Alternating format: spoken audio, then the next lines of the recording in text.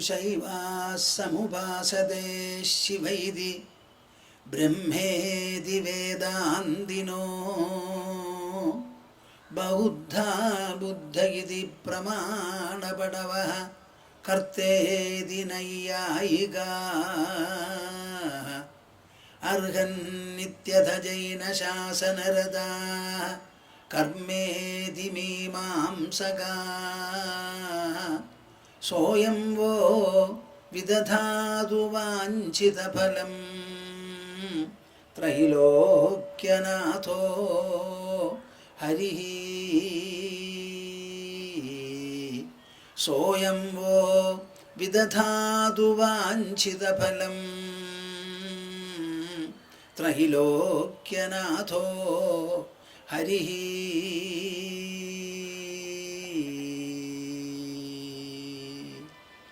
मदीयहृदयाकाशे सदानन्दमयो गुरुः उदेतु सततं सम्यक् अज्ञानतिमिरारुणः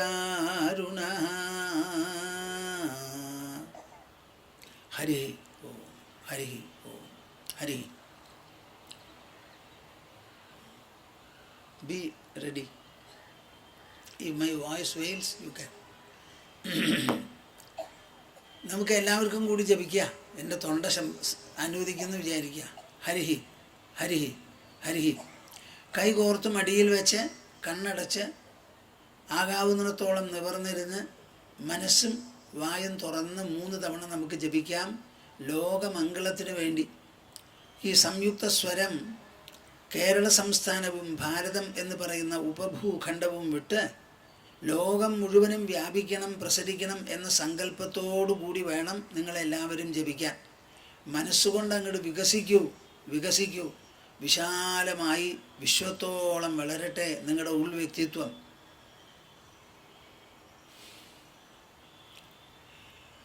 ഓ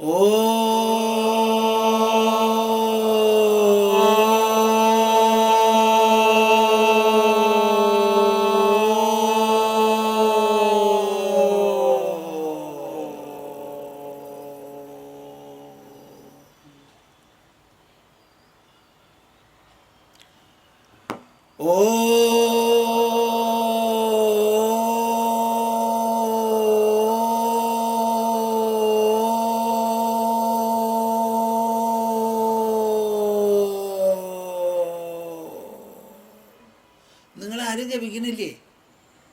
എന്താ കേൾക്കാത്ത? ഇതാ ഓ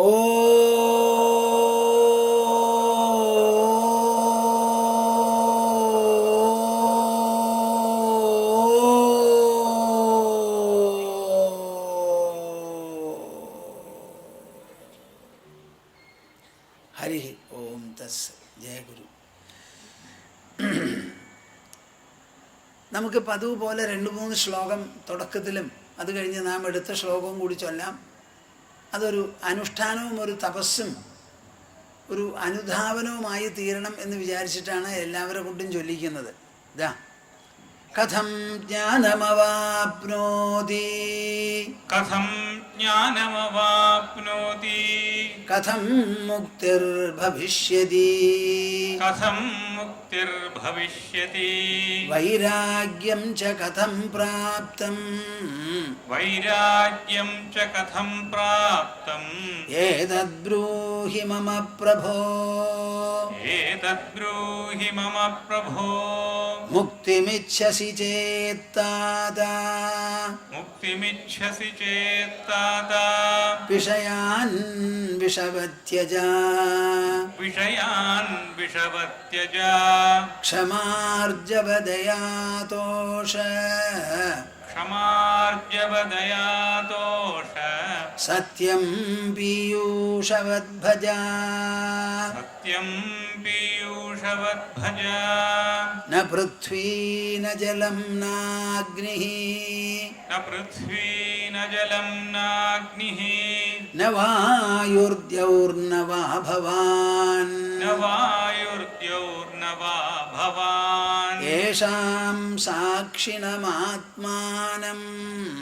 യേഷാം സാക്ഷിണമാത്മാനം ചിദ്രൂപം വിദ്ധി മുക്തയേ ചിദ്രൂപം വിദ്ധി മുക്തയേ ശരീരം സ്വർഗനരകൗ ശരീരം സ്വർഗനരകൗ ബന്ധമോക്ഷൗ ഭയം തഥാ ബന്ധമോക്ഷൗ ഭയം യഥാ കൽപ്പനാമാത്രമേവൈതത് കൽപ്പനാമാത്രമേവൈതത് കിം മേ കാര്യം ചിദാത്മനഃ കിം മേ കാര്യം ചിദാത്മനഃ.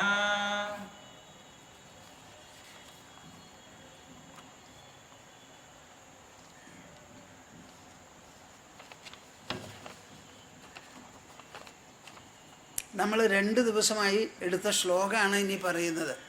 നിങ്ങളുടെ കയ്യിലുണ്ടാവുമല്ലോ. 16ഉം 17ഉം 1-ാം അധ്യായത്തിൽ. ത്വയാ വ്യാപ്തമിദം വിശ്വം ത്വയാ വ്യാപ്തമിദം വിശ്വം ത്വയി പ്രോതം യഥാർത്ഥതഃ ത്വയി പ്രോതം യഥാർത്ഥതഃ ശുദ്ധബുദ്ധസ്വരൂപസ്ത്വം ശുദ്ധബുദ്ധസ്വരൂപസ്ത്വം മാഗമക്ഷുദ്രചിത്തതാം മാഗമഃ ക്ഷുദ്രചിത്തതാം നിരപേക്ഷോ നിർവികാരോ നിരപേക്ഷോ നിർവികാരോ നിർഭരശീതലാശയഃ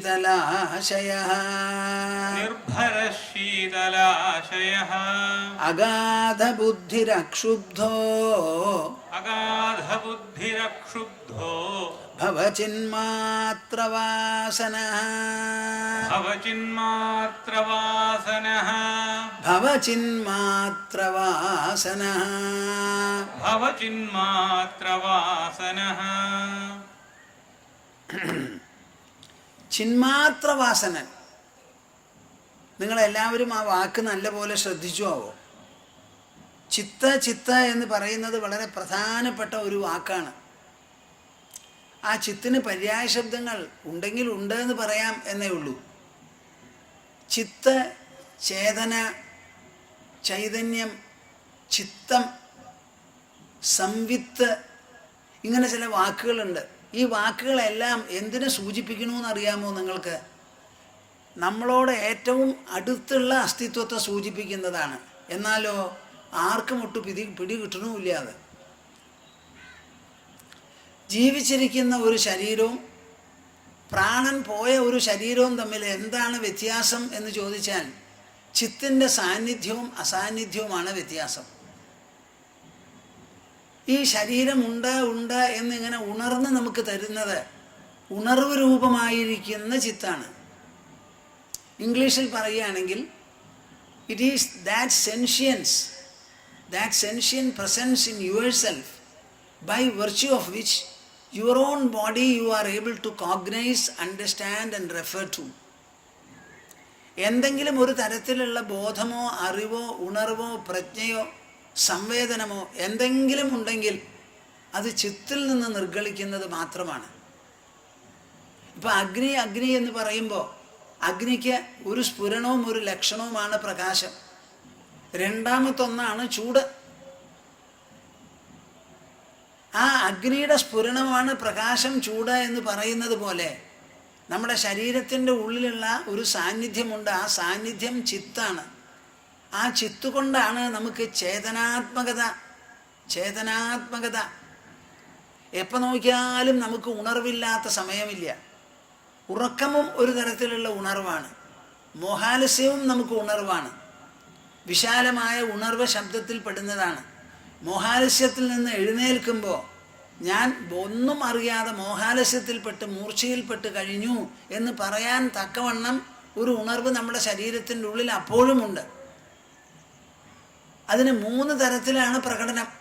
ഒരു പ്രകടനം ഉണർവ്, ഉണർന്നിരിക്കുന്ന നില, ജാഗ്രത എന്ന് പറയുന്ന അവസ്ഥ. വൈകുന്നേരം രാത്രി കിടന്ന് ഉറങ്ങുമ്പോൾ ഈ ജാഗ്രത മുഴുവനും നമ്മുടെ മനസ്സിൽ മാച്ചങ്ങോട്ട് പോണു, മാഞ്ഞു പോവുക. അതിനെ മാച്ച് അതിൻ്റെ സ്ഥാനത്ത് ഒന്നും അറിയാതെ, ദേഹത്തെ പോലും അറിയാതെ മനസ്സുണ്ടെന്ന് പോലും മനസ്സിലാക്കാതെ കിടന്നുറങ്ങുക. ഈ ഉറക്കം എന്ന് പറയുന്ന അനുഭവം ശരീരത്തിൻ്റെ ഉള്ളിൽ നമുക്ക് ഉണ്ടാവുന്നതാണ്. ഉണർന്നിരിക്കുന്ന ദശയും അതേ ശരീരത്താലും ശരീരം കൊണ്ടും ഉണ്ടാകുന്നതാണ്.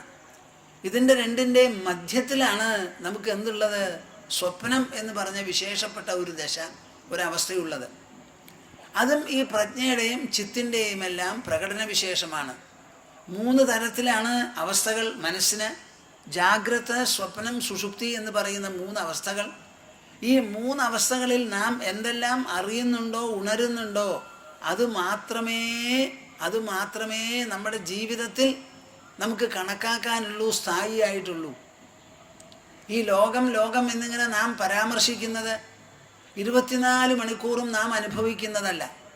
ആ 24 മണിക്കൂറിൽ എത്രത്തോളം മണിക്കൂർ നാം ഉണർന്നിരിക്കുന്നുണ്ടോ, ജാഗ്രത അവസ്ഥയിലുണ്ടോ, ആ സമയത്ത് മാത്രം നമുക്ക് അനുഭവസിദ്ധം, അനുഭവവേദ്യമായിട്ടുള്ളതാണ് ലോകം. എങ്ങനെ നാം ജാഗ്രത അവസ്ഥയിൽ ലോകത്തെ അറിയുന്നുവോ അതേമാതിരി സുഷുപ്തിയിൽ, നിദ്രയിൽ, ഉറക്കത്തിൽ നാം അതിനെ അറിയുന്നുമില്ല. സാധാരണ 24 മണിക്കൂറിൽ 7-8 മണിക്കൂർ കിടന്ന് ഉറങ്ങുക, അതാണ് നമുക്കുള്ള പ്രമാണം. ആ 7-8 മണിക്കൂർ എന്ന് പറഞ്ഞാൽ 1/3. അപ്പോൾ 24 മണിക്കൂറിൽ 1/3 ഭാഗം നാം ഉണരാതെ ഇരിക്കുകയാണ് ഈ ലോകത്തിന്. എങ്ങനെ ഉണർന്നിരുന്നുവോ അതേമാതിരി ഉണരാതെ ഇരിക്കുന്നു. ഈ ഉണരുന്ന സമയത്തും ഉണരാതെ ഇരിക്കുമ്പോഴും ലോകത്തിൻ്റെ ഭാവാഭാവങ്ങൾ സംഭവിക്കണു എന്നതിന് പുറമെ നമ്മെ സംബന്ധിച്ചിടത്തോളം നമുക്ക് ഒരു കോട്ടവും ഒരു കുറവും വരുന്നില്ല. ലോകത്തിനെ അറിയാതെയും ഉണരാതെയും ഇരിക്കുന്ന സമയത്തും നാം ഉണ്ടായിരുന്നു എന്നുള്ളതാണ് വാസ്തവം. ഉണർന്നിരുന്നപ്പോൾ വിശേഷമൊന്നുമില്ല നമ്മുടെ അസ്തിത്വത്തിൽ, ഉണരാതെ ഇരുന്നപ്പോൾ ഒരു കുറവുമില്ല. ഞാൻ എന്ന് പറയുന്ന ആ അസ്തിത്വത്തിന് ഒരു കോട്ടമോ ഒരു കുറവോ ഒരു വൃദ്ധിയോ ഒരു ക്ഷയമോ ഒന്നും തന്നെ സംഭവിക്കുന്നില്ല. ആ ഞാനാണ് എല്ലാറ്റിനും പ്രമാണം എന്നുള്ള ഒരു പ്രമേയമാണ് ഇവിടെ അഷ്ടാവക്ര സമിതിയിൽ ആദ്യം മുതൽക്ക് അവസാനം വരെ. അപ്പോൾ ഇന്നലെ നാം പറഞ്ഞു നിർത്തിയത് എന്താ? ഭവചിന്മാത്രവാസനഃ നിരപേക്ഷോ നിർവികാരോ നിർഭരശീതലാശയഃ അഗാധബുദ്ധി അക്ഷുബ്ധോ ഭവചിന്മാത്രവാസനഃ. നമ്മുടെ ബുദ്ധിയെപ്പറ്റി സാധാരണ പലരും അറിയാത്തൊരു സംഗതിയാണ്, ചിന്തിക്കാറില്ല. അതുകൊണ്ടാണ് അറിയാത്തത്. എന്താണ് ഈ അറിയാത്ത വിഷയം? എല്ലാവർക്കും ഒരു തലച്ചോറുണ്ട്. അംഗോപാംഗങ്ങളിൽ പെട്ടതാണ് ശരീരത്തിൻ്റെ തലച്ചോറ്. ആ തലച്ചോറോട് കൂടിയിട്ടാണ് ജനിക്കുന്നത്. ആ ജനിച്ചതിന് ശേഷം ആ കുട്ടിക്ക് ഗർഭാശയത്തിൽ രൂപപ്പെട്ടു തുടങ്ങിയ ബുദ്ധി, ഞാൻ മനസ്സിലാക്കുന്നിടത്തോളം ജനിച്ച് 4 വയസ്സ് വരെയാണ് പ്രോട്ടീൻ ധാരാളം കഴിച്ചുകൊണ്ടിരുന്നാൽ നമ്മുടെ ബ്രെയിൻ രൂപപ്പെട്ട് വളർന്നു വരിക. അതിനുശേഷം ബുദ്ധി വളരില്ല. ആ ബുദ്ധിയെ പ്രയോഗിക്കുന്നതിലുള്ള മാറ്റമാണ്. ആ വളർന്ന ബുദ്ധിയെ വേണ്ടതുപോലെ വിനിയോഗിക്കാനും വികസിപ്പിക്കാനും കാര്യക്ഷമമാക്കാനും വേണ്ടിയിട്ടാണ് ആദ്യകാലം മുതൽക്ക്, പ്രഥമ പാഠങ്ങൾ മുതൽക്ക് കുട്ടികളെ കണക്കും ഭാഷയും ഇംഗ്ലീഷും ഒക്കെ പഠിപ്പിച്ചു കൊടുക്കുന്നത്. ആ ബുദ്ധിയെ വളർത്തി കൊണ്ടുവരിക. ആ വളർച്ച എവിടം വരെ ആകാം, എത്രത്തോളം ആകാം എന്ന് ചോദിച്ചാൽ വിശ്വത്തോളം വ്യാപിക്കാൻ സാധിക്കും നമ്മുടെ ബുദ്ധിക്ക്. അതാണ് ഇവിടെ വസിഷ്ഠൻ പറയുന്നത് അഗാധ ബുദ്ധി അക്ഷുബ്ധ എന്ന്. 2 വാക്കുകളാണ്. നിങ്ങൾ ആരും പറയരുത് നമ്മുടെ ബുദ്ധിയുടെ വളർച്ച ഇത്രയേ ഉള്ളൂ എന്ന്. ലോകത്തിൽ നമുക്കുണ്ടാവുന്ന അനുഭവങ്ങളെ മുഴുവനും ക്രോഡീകരിച്ച് തത്വവിചാരം ചെയ്ത് മൂല്യനിർവചനം ചെയ്ത് പല വിധത്തിലുള്ള വീക്ഷണങ്ങളെയും തെറ്റാണെങ്കിൽ മാറ്റിയെടുത്ത് മംഗളവീക്ഷണങ്ങൾ നമുക്ക് വളർത്തിയെടുത്ത് അംഗീകരിച്ച് സ്ഥിരം കൊണ്ടു നടക്കാൻ നമുക്ക് സാധിക്കും. കരഞ്ഞുകൊണ്ടിരുന്ന അർജുനൻ മിനിറ്റുകൾ കൊണ്ടാണ്, സെക്കൻഡുകൾ കൊണ്ടാണ് കരച്ചിൽ നിർത്തി പൃച്ഛകനായി മാറിയത്, പടക്കളത്തിൽ വെച്ച് തേർത്തടത്തിൽ ഇരുന്നു കൊണ്ട്. എന്താ വ്യത്യാസം വരാൻ കാരണം? കൃഷ്ണൻ്റെ വാക്കുകൾ എന്തായിരുന്നു ചെയ്തത്? ആ ഉറങ്ങിക്കിടന്ന അല്ലെങ്കിൽ വേണ്ടതുപോലെ പ്രവർത്തിക്കാതിരുന്ന അർജുനൻ്റെ ബുദ്ധിയെ തട്ടി ഉണർത്തി അങ്ങോട്ട് വിട്ടു. തത്വവിചാരം മഗ്നൻ, ലഗ്നൻ, നിരതൻ, വ്യഗ്രനാക്കി തീർത്തു അർജുനനെ. അതാണ് അവിടെ നടന്നത്. അപ്പം നമ്മുടെ ബുദ്ധി എവിടത്തോളം വളരാം എന്ന് പറഞ്ഞാൽ ഞാൻ ഈ ശരീരത്തിൽ ഒതുങ്ങി നിൽക്കുന്നവനാണ് എന്ന് നിങ്ങൾ വിചാരിക്കരുത്. നമുക്കൊരു ശരീരമുണ്ട്. ആ ശരീരം കൊണ്ട് എവിടം വരെ ചെല്ലാം, എന്തൊക്കെ ചെയ്യാം എന്നുള്ളതിന് പരിധിയുണ്ടെങ്കിൽ പോലും ആ ശരീരത്തിൻ്റെ ഉള്ളിൽ ശരീരത്തെ ഉണർന്നും കൊണ്ടും വിനിയോഗിക്കാൻ തയ്യാറായിട്ടും നിൽക്കുന്ന മനസ്സും ബുദ്ധിയുമുണ്ടല്ലോ, അത് ശരീരത്തെ പോലെ പരിമിതമല്ല. നിങ്ങൾ ശ്വസിക്കുന്ന കാറ്റുണ്ടല്ലോ, എല്ലാവരും എൻ്റെ കൂടെ ഉണ്ടോ? നിങ്ങൾ ശ്വസിക്കുന്ന കാറ്റുണ്ടല്ലോ, ആ കാറ്റ് നിങ്ങളിൽ മാത്രമേ ഉള്ളൂ അതോ എല്ലാ ഭാഗത്തും വ്യാപിച്ചിരിക്കുന്നുവോ? എന്താ സംശയമുണ്ടോ? വല്ലവരോടും ചോദിക്കണോ? നിങ്ങളിലുള്ള കാറ്റ് തന്നെയാണ് പുറത്തുമുള്ളത്. ഞാനിവിടെ ശ്വസിക്കുന്ന ഈ കാറ്റ് തന്നെയാണ് എൻ്റെ ചുറ്റുമുള്ളത്, നിങ്ങളും ശ്വസിക്കുന്നത്. അപ്പം കാറ്റ് എന്നുള്ള നിലയ്ക്ക് നോക്കിയാൽ നമ്മുടെ ഉള്ളിലുള്ള ആ കാറ്റ് വ്യക്തിത്വം ശരീരത്താൽ പരിമിതമല്ല, ശരീരത്തിനേക്കാൾ എത്രയോ വികസിതമാണത്. അതേപോലെ നമ്മുടെ മനസ്സ് അതിലും വികസ്വരമാണ്, നമ്മുടെ ബുദ്ധി അതിലും വികസ്വരമാണ്. ആത്മാവോ സർവഗ്രാഹിയും സർവത്തെയും ഗ്രസിച്ചു നിൽക്കുന്ന വിശ്വവ്യാപിയായിട്ടുള്ള ഒരു സത്താവിശേഷവും തലവുമാണ് ആത്മതലം എന്ന് പറയുന്നത്. എൻ്റെ കൂട്ടരെ, നിങ്ങളിത് ആലോചിച്ചാലേ മനസ്സിലാവുള്ളൂ, ആലോചിച്ചില്ലെങ്കിൽ മനസ്സിലാവില്ല. എല്ലാവരും ശ്വസിക്കുന്നു, പക്ഷേ എൻ്റെ ഉള്ളിലുള്ള കാറ്റ് തന്നെയാണ് ബാക്കി എല്ലാ സ്ഥലത്തും എന്ന് പറയുന്നവർ എത്ര പേരുണ്ട്? ആലോചിച്ചിട്ടേ ഇല്ല.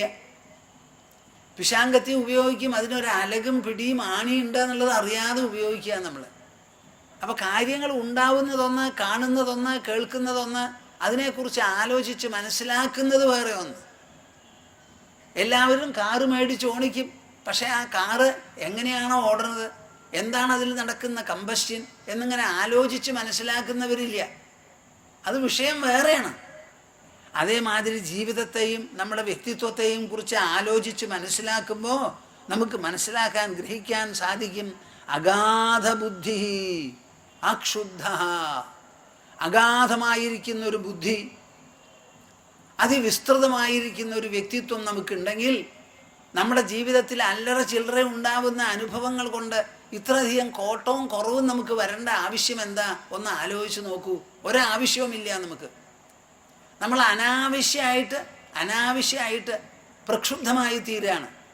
എന്തു തന്നെ ഈ ലോകം എത്ര കാലമായി നിൽക്കണു, ഇവിടെ എത്ര ജനങ്ങൾ മരിച്ചു കഴിഞ്ഞു, എത്ര ആൾക്കാർ ജനിച്ചു വളർന്നു, എന്തെല്ലാം കാട്ടിക്കൂട്ടിയിട്ട് അവരുടെ പാട്ടിൽ പോയി. അതേമാതിരി നമ്മളും പോകും. ഇതിനെല്ലാറ്റിനും സാക്ഷിയായി എല്ലാവരെയും വളർത്തിക്കൊണ്ടുവന്നതാണ് ഈ ലോകം.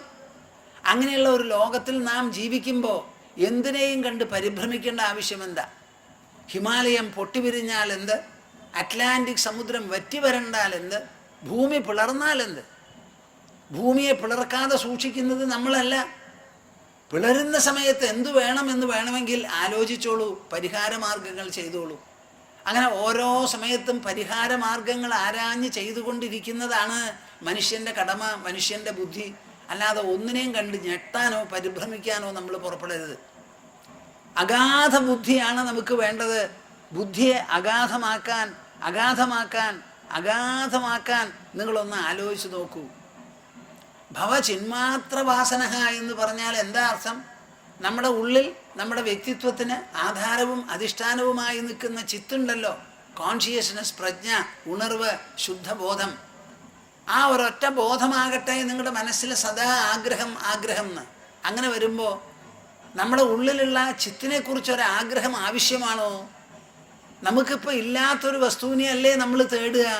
ഉള്ളതിനെ തേടുവോ? നമ്മിൽ നിന്ന് അന്യമായിരിക്കുന്ന ഒരു വസ്തുവിനെ നാം ആശിക്കുള്ളൂ, ആഗ്രഹിക്കുള്ളൂ, വേണമെന്ന് വിചാരിക്കുള്ളൂ. ഒരാളൊരു സ്ഥലത്ത് നിന്ന് അങ്ങോട്ട് ഓടാൻ പുറപ്പെടുന്നത് എവിടെയാ? എത്തേണ്ട സ്ഥലത്തിലേക്ക്, ലക്ഷ്യത്തിലേക്ക്. അവസാനം തയ്യാറായിക്കോളൂ എന്ന് കഴിഞ്ഞിട്ട് അയാളുടെ അടുത്ത് പറയാണ്, താൻ എവിടെ നിൽക്കണോ അവിടേക്കാണ് എത്തേണ്ടത് എന്ന്. അപ്പോൾ എന്തു ചെയ്യും? ഓടേണ്ട ആവശ്യമില്ല. അതുപോലെ ചിന്മാത്ര വാസനൻ എന്ന് പറഞ്ഞാൽ നമ്മുടെ ഉള്ളിലുള്ള കാറ്റിന് വേണ്ടി നമ്മൾ ആശിക്കുമോ? നമ്മുടെ ഉള്ളിലുള്ള രക്തത്തിന് വേണ്ടി, ചൂടിന് വേണ്ടി നമ്മൾ ആശിക്കുമോ? അതേമാതിരി നമ്മുടെ ഉള്ളിലുള്ള ഉണർവിന് വേണ്ടി, ശുദ്ധബോധത്തിന് വേണ്ടിയും ആശിക്കേണ്ട ആവശ്യമില്ല. അതാണ് ഏന ത്യജസി തം ത്യജ എന്ന് ഞാൻ ഇന്നലെ പറഞ്ഞു വെച്ചത്. എന്തുപയോഗിച്ചാണോ എല്ലാറ്റിനെയും വിട്ടുകളയുന്നത്, ത്യജിക്കുന്നത്, ആ ത്യജിക്കാൻ ഉപയോഗിക്കുന്ന ആ ത്യജന വസ്തു ഉണ്ടല്ലോ, ത്യജിക്കാൻ ഉപയോഗിക്കുന്നത്, അതും കൂടി വിട്ടുകളഞ്ഞേക്കൂന്ന്. അപ്പം ചിന്മാത്ര വാസനൻ എന്ന് പറഞ്ഞാൽ അതിന് വലിയ അർത്ഥമാണ്. ഒരു മനുഷ്യൻ്റെ ഉള്ളിൽ ചിന്മാത്ര വാസന എങ്ങനെ പുറപ്പെടുന്നു, എത്ര പുറപ്പെടുന്നു എന്ന ഒരു ദൃഷ്ടാന്തം എൻ്റെ മനസ്സിൽ തോന്നുന്നത് ഞാൻ നചികേതസിനെ പറ്റി ഇന്നലെ പറയുണ്ടായി. ആ ചരിത്രം ഒന്നും കൂടി വിസ്തരിച്ച് പറയാം, എല്ലാവരും കേൾക്കേണ്ടതാ. നിങ്ങൾ ആരെങ്കിലും നിങ്ങളുടെ കുട്ടികൾക്ക് നചികേതസ് എന്ന് പേരിട്ടിട്ടുണ്ടോ? ഉണ്ടാവില്ല. ആരെങ്കിലും ഇട്ടിട്ടുണ്ടെങ്കിൽ ഒന്ന് കൈ പൊന്തിക്കാൻ ഒറ്റ ആളില്ല. അത്ര മോശമാണ്. നമ്മളൊക്കെ വെള്ളം ഒഴിക്കണു, ഏതാ ഓട്ടക്കുളത്തിലേക്കാണ് വെള്ളം ഒഴിക്കണത്. വെള്ളം ഒഴിക്കണത് അവിടെ നിൽക്കില്ല. നചികേതസ് എന്നൊരു ക്യാരക്ടർ, എന്നൊരു കഥാപാത്രം ഉപനിഷത്ത് കാലം മുതൽക്ക് നമ്മൾക്കുണ്ട്. ഉപനിഷത്ത് കാലം മുതൽക്ക് ജാബാലൻ എന്ന് പറഞ്ഞിട്ടുള്ള ഒരു ക്യാരക്ടറുണ്ട്. ഇതൊക്കെ വളരെ വിശേഷപ്പെട്ടതാ. ശന്തനുവിൻ്റെ അച്ഛൻ പ്രദീപൻ എന്നൊരു മഹാരാജാവുണ്ടായിരുന്നു. അദ്ദേഹത്തിൻ്റെ ജീവിതം വളരെ വിശേഷപ്പെട്ടതാ. ആ കഥയൊന്നും നമ്മളുടെ ഇടയിലില്ല. നമ്മൾ കുറേ ദുർവാസാവിൻ്റെ കഥ പറയും, മേനകയുടെ കഥ പറയും, അതൊക്കെ നമ്മൾ പറയുള്ളൂ. വിശ്വാമിത്രൻ്റെ കഥ, പ്രദീപൻ്റെ കഥ ഒരാളും പറയില്ല. അതെന്താണെന്ന് ഒന്ന് അറിഞ്ഞു നോക്കിക്കോളൂ. അല്ല, നിങ്ങൾക്ക് നിർബന്ധമാണെങ്കിൽ ഞാൻ പറയാം, ഇപ്പം പറയില്ല. പ്രദീപ മഹാരാജാവിൻ്റെ കഥ എല്ലാവരും കേൾക്കേണ്ടതാ. ഞാൻ മഹാഭാരതം എടുത്തു നോക്കി വായിച്ചപ്പോൾ തോന്നി, ഈ ഒരു കഥ മാത്രം നമ്മുടെ പൂർവികരെന്താ മനസ്സിലാക്കി പറയാത്തത്? നല്ല ദൃഷ്ടാന്തങ്ങൾ, നല്ല ഉദാഹരണങ്ങൾ, നല്ല മാതൃകകൾ ഇത് ജനങ്ങൾക്ക് പറഞ്ഞു കൊടുക്കണം എന്നുള്ളൊരു വിചാരം എപ്പോഴും അപൂർവമാണെന്നാണ് എനിക്ക് തോന്നണത്. അപ്പം നചികേതസ് എന്നൊരു പേര് ഒരാൾ കിട്ടിട്ടില്ല. നമ്മുടെ 1-2 ശിഷ്യന്മാർ ഡൽഹിയിൽ അവരുടെ കുട്ടികൾക്ക് പേരിട്ടുള്ളത് നചികേതസ് എന്നൊക്കെയാണ്. അതുമാതിരി അമേരിക്കയിലുള്ള ചില കുട്ടികൾക്ക് സംവിത്ത് എന്ന് പേര്, അദ്വൈത് എന്ന് പേര്, അങ്ങനെ പലതരത്തിലുള്ള പേര് അവരൊക്കെ ഇടുന്നുണ്ട്. നിങ്ങൾക്ക് ആർക്കെങ്കിലും അങ്ങനെ ഇടാൻ തോന്നുന്നുണ്ടോ? തൃശ്ശൂരിൽ സ്വാമിജി വന്ന് സംസാരിച്ച് തുടങ്ങി 21ാമത്തെ കൊല്ല. പക്ഷേ സ്വാമിജി പറഞ്ഞ പേരുകളൊന്നും വീട്ടിലേക്ക് നുഴഞ്ഞിട്ടില്ല. അപ്പം നമ്മുടെ ശ്രോതാക്കളൊക്കെ പൊള്ള ശ്രോതാക്കളാണ്. എന്തു തന്നെ പറഞ്ഞാലും അവർക്ക് വൈകുന്നേരം ഇവിടെ വന്ന് ഇരിക്കണം, കേൾക്കണം എന്നൊരു അഭിപ്രായമുണ്ട്. ആ പറയുന്നത് വേണ്ടതുപോലെ ഉൾക്കൊണ്ട് നമ്മുടെ ജീവിതത്തിൽ ഒരു സംസ്കാരമാക്കി നമുക്ക് പോലും കിട്ടാത്തത് നമ്മുടെ കുട്ടികൾക്കും കുട്ടികളുടെ കുട്ടികൾക്കും കിട്ടട്ടെ എന്ന് വിചാരിച്ച് ഒരു ദീർഘദൃഷ്ടിയോടുകൂടി ആലോചിച്ച് പ്രവർത്തിക്കുന്നുണ്ടോ എന്ന് നിങ്ങൾ സ്വയം ചോദിച്ച് മാർക്കിട്ടാൽ മതി. വേണമെങ്കിൽ അവസാനം എന്നോട് പറഞ്ഞേക്കൂ. ഈ നചികേതസ് എന്ന് പറയുന്ന ക്യാരക്ടർ, കഥാപാത്രം നമ്മുടെ മുൻപിൽ വരുന്നത് കഠോപനിഷത്തിലൂടെയാണ്. നമുക്ക് എല്ലാം കൂടി പ്രസ്ഥാനത്രയം എന്ന് പറയുന്ന 3 ശാസ്ത്ര വിഭാഗങ്ങളുണ്ട്. വിഭാഗങ്ങളെല്ലാം 3 ശാസ്ത്രങ്ങൾ തന്നെ. അതിൽ പ്രധാനപ്പെട്ടതാണ് ഉപനിഷത്തുകൾ. ഉപനിഷത്തുകൾ എത്ര ഉണ്ട് എന്ന് ചോദിച്ചാൽ 140-ലേറെയുണ്ട്. പക്ഷേ ശരിയായ ഉപനിഷത്ത് 10 എണ്ണവും ശ്വേതാശ്വതരം എന്ന് പറയുന്ന ഉപനിഷത്തും കൂട്ടി 11 എണ്ണമാണ്. ഈ 11 എണ്ണത്തിനാണ് ശങ്കരാചാര്യർ ഭാഷ്യം എഴുതിയിരിക്കുന്നത്. ആ ഭാഷ്യത്തിനാണ് പിന്നെ ടീകയും പുനർവ്യാഖ്യാനങ്ങളും എല്ലാമായി പലരും എഴുതി വെച്ചത്. ഈ ഉപനിഷത്തുകളിലുള്ള തത്വവിചാരം, വിചാരഗതികൾ മാത്രമേ ഭാരതത്തിൽ സ്ഥായിയായി പണ്ടുകാലം മുതൽക്ക് ഇന്നേ വരെ നിലനിന്ന് പോരുന്നതായിട്ടുള്ളൂ. അത് ഭാരതത്തിൻ്റെ സ്വതന്ത്രമാണെന്ന് നമുക്ക് അവകാശപ്പെടാം. അതെങ്ങനെ സ്വതന്ത്രമോ അതുപോലെ അത് പരമവുമാണ്. ആ ചിന്താഗതിയെ കവച്ചു വയ്ക്കാനുള്ള ഒരു ചിന്താഗതിയില്ല.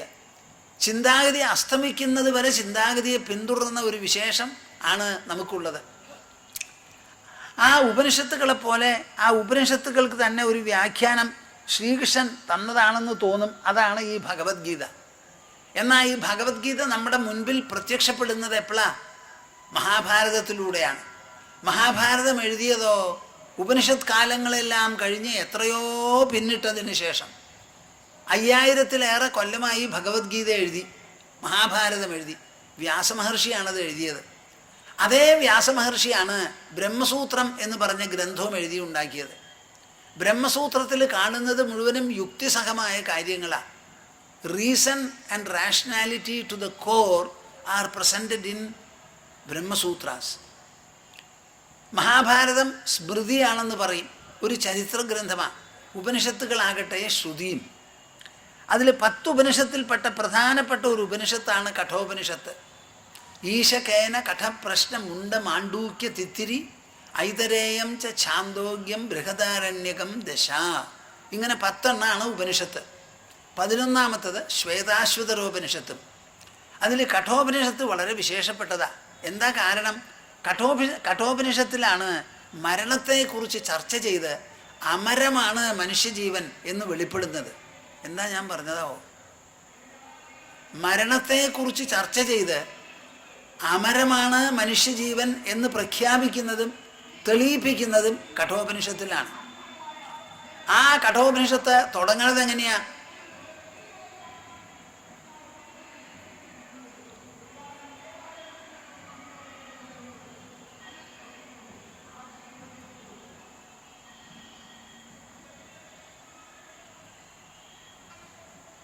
കഠോപനിഷത്ത് ഈ ദശോപനിഷത്തിൽപ്പെട്ടതാണ്. ഓരോ ഉപനിഷത്തിനും ഓരോ തുടക്കമുണ്ട്. അത് വളരെ വിശേഷപ്പെട്ട തുടക്കമാകും. ആ തുടക്കം വളരെ വിശേഷപ്പെട്ടതാണ്. എല്ലാം ഒരുപോലെയല്ല തുടങ്ങുക. കഠോപനിഷത്തിൻ്റെ വിഷയം മരണമാണ്.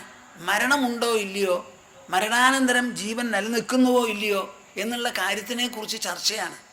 നമ്മുടെ ഇടയിൽ എത്ര പേരാണ് ജീവൻ ജീവൻ മരണമുണ്ടോ ഇല്ലയോ, പ്രേതം എവിടെയാ,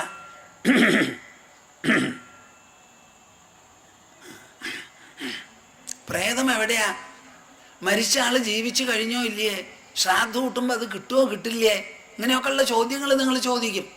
പക്ഷേ മരണം എന്താണെന്ന് മരണാധിപൻ്റെ മുഖത്തിൽ നിന്ന് കിട്ടിയ വിവരണത്തോടു കൂടി നമ്മുടെ മുൻപിൽ പ്രത്യക്ഷപ്പെടുന്നതാണ് കഠോപനിഷത്ത്. അതാരെങ്കിലും നിങ്ങൾ വായിക്കാറുണ്ടോ? ഒക്കെ പൊള്ളയാ. വല്ലവരും എന്തെങ്കിലും ഒന്ന് അവിടെ പറഞ്ഞിട്ടുണ്ടാവും. ഒരു മാസികയിൽ ഈ എഴുത്ത് ആ എഴുത്ത് കണ്ടിട്ടുണ്ടാവും. അതിൻ്റെ പിന്നാലെ പൊത്തിപ്പിടിച്ച് അങ്ങോട്ട് കയറി. കാട്ടിയത് കാട്ടി കഴിവുമ്പോൾ കയറുക എന്നൊരു ചൊല്ലുണ്ട് മലയാളത്തിൽ. അതുപോലെ തന്നെ അവിടെ അതിന് ആധികാരികമായ ഒരു ചർച്ച അവതരിപ്പിക്കുന്നുണ്ടല്ലോ കഠോപനിഷത്ത്. അതെന്തുകൊണ്ട് പൂർണ്ണമായി നമുക്ക് വായിച്ച് മനസ്സിലാക്കിക്കൂടാ? നമ്മുടെ വിശേഷപ്പെട്ട സംസ്കാരം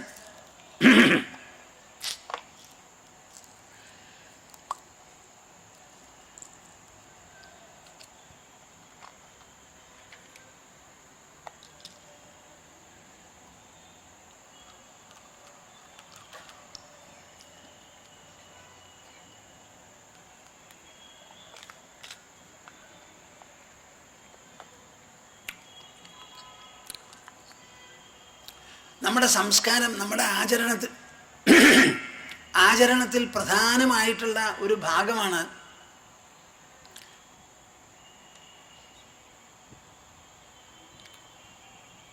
നമ്മുടെ ആചരണത്തിൽ പ്രധാനപ്പെട്ട ഒരു ഭാഗമാണ് എന്ത്?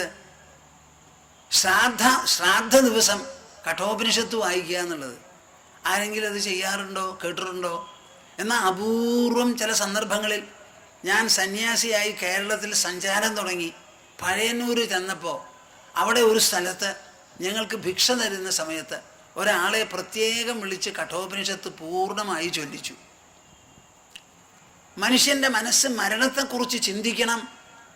ഈ നടത്തുന്ന ശ്രാദ്ധം എവിടത്തോളം, ആർക്ക്, എങ്ങനെ, ആ ശ്രാദ്ധം കൊണ്ടുള്ള നേട്ടം ആരെ ഉദ്ദേശിച്ച് ചെയ്യുന്നു, ആ ആൾക്കാണോ, അതോ ശ്രാദ്ധം ചെയ്യുന്നവനോ? ഏത് പ്രവൃത്തിയും ചെയ്യുന്നവനാണ് ആ പ്രവൃത്തിയുടെ ഫലം. ആരെ ഉദ്ദേശിച്ച് ചെയ്യുന്നുവോ ആ ആൾക്കാണെന്ന് പറയരുത്. ജീവിച്ചിരിക്കുന്ന ഒരാൾ പ്രത്യക്ഷ ഘടകമാണെങ്കിൽ ആ ആളെ ഉദ്ദേശിച്ച് എന്ന് പറയാം. നമ്മൾ അഗ്നിയിൽ ഹോമിക്കണു. ആ ഹോമിക്കുമ്പോൾ അഗ്നി ജ്വലിച്ച് അതിനെ ദഹിപ്പിക്കണു സന്തോഷത്തോടു കൂടി എന്ന് പറയാം. ഹോമിച്ച സാധനം വെണ്ണീറായി എന്നുള്ളത് പ്രത്യക്ഷ ഫലം. പക്ഷേ ആരെ ഉദ്ദേശിച്ച് നാം അഗ്നിയിൽ ഹോമിക്കുന്നുവോ ആ ആൾക്കത് കിട്ടിയോ എന്ന് പറയാൻ നമുക്ക് സാധിക്കില്ല.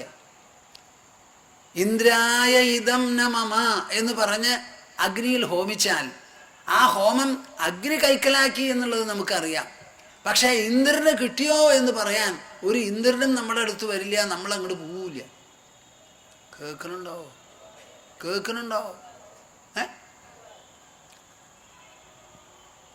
അത് പ്രത്യക്ഷമല്ല ആ വിഷയം, അനുഭവസിദ്ധമല്ല ആ വിഷയം. അനുഭവസിദ്ധമല്ലാത്ത പല വിഷയങ്ങളും നമ്മുടെ ശാസ്ത്രത്തിൽ പ്രതിപാദിക്കുന്നുണ്ട് എന്നുള്ളത് ഒരു വാസ്തവമാണ്. അത് രണ്ടും വേണ്ടതുപോലെ മനസ്സിലാക്കി വിവേചനം ചെയ്ത് അനനുഭവസിദ്ധമായ കാര്യങ്ങളെ വിട്ടുകളഞ്ഞ് അനുഭവസിദ്ധമായത് തിരഞ്ഞെടുത്ത് അതിൽ ഉറച്ചു നിൽക്കുന്നതാണ് ആവശ്യം. അപ്പം കഠോപനിഷത്തിൽ പ്രതിപാദ്യം എന്താ? മരണമാണ്. ആ മരണത്തിലേക്കും ചർച്ചയിലേക്കും എങ്ങനെയാണ് കൊണ്ടുപോകുന്നത് കഠോപനിഷത്തുകാരൻ എന്ന് ചോദിച്ചാൽ വളരെ രസകരമാണത്. വാജശ്രവസ് എന്ന് പറഞ്ഞ് ഒരാള് വിശ്വജിത്ത് എന്നൊരു യാഗം ചെയ്യാൻ പുറപ്പെട്ടു. കേൾക്കുന്നുണ്ടോ നിങ്ങൾ? വിശ്വജിത്ത്, വിശ്വത്തിനെ ജയിക്കാനുള്ള ഒരു യാഗമാണത്. അതാണ് വാജശ്രവസ് നടത്താൻ പുറപ്പെട്ടത്. അങ്ങനെ ഒരു വിശ്വജിത്ത് യാഗം സാധാരണ ആരും നടത്തുന്നതല്ല, അത്ര വിശേഷപ്പെട്ടതാണ്. ആ യാഗത്തിനുള്ള സന്നാഹങ്ങളും സംഭാരങ്ങളും എല്ലാം കൂട്ടി യാഗം നടത്താൻ ഋത്വിക്കുകളും എല്ലാവരും വന്നു. യാഗം അങ്ങനെ ഗംഭീരമായി നടക്കണു. അപ്പം വാജശ്രവസിൻ്റെ മകൻ നചികേതസ് അത്ര വയസ്സൊന്നും ആയിട്ടില്ല, ഒരു ബാലനാണ്. ആ കുട്ടിക്ക് അച്ഛൻ വിചാരിച്ചതിലേറെ ബുദ്ധിയും കൗതുകവും വാഞ്ചയും എല്ലാം ഉണ്ടായിരുന്നു. അത് അച്ഛന് മനസ്സിലായില്ല. അപ്പം നടക്കുന്ന കാര്യങ്ങൾ മുഴുവനും രണ്ട് കണ്ണ് പുറമേയും മനസ്സ് എന്ന് പറയുന്ന ഉൾക്കണ്ണും രണ്ടും മൂന്നും ഇങ്ങനെ കൂടി പരിശോധിച്ച് വന്നുകൊണ്ടിരിക്കുക. അപ്പം യാഗം എന്ന് പറഞ്ഞാൽ നമുക്ക് ചെയ്യാവുന്ന വൈദിക കർമ്മങ്ങളിൽ വെച്ച് ഏറ്റവും വിശേഷപ്പെട്ടതാണ് യാഗം. ആ യാഗത്തിൽ അടി മുതൽ മുടി വരെ ഹോമം തന്നെ.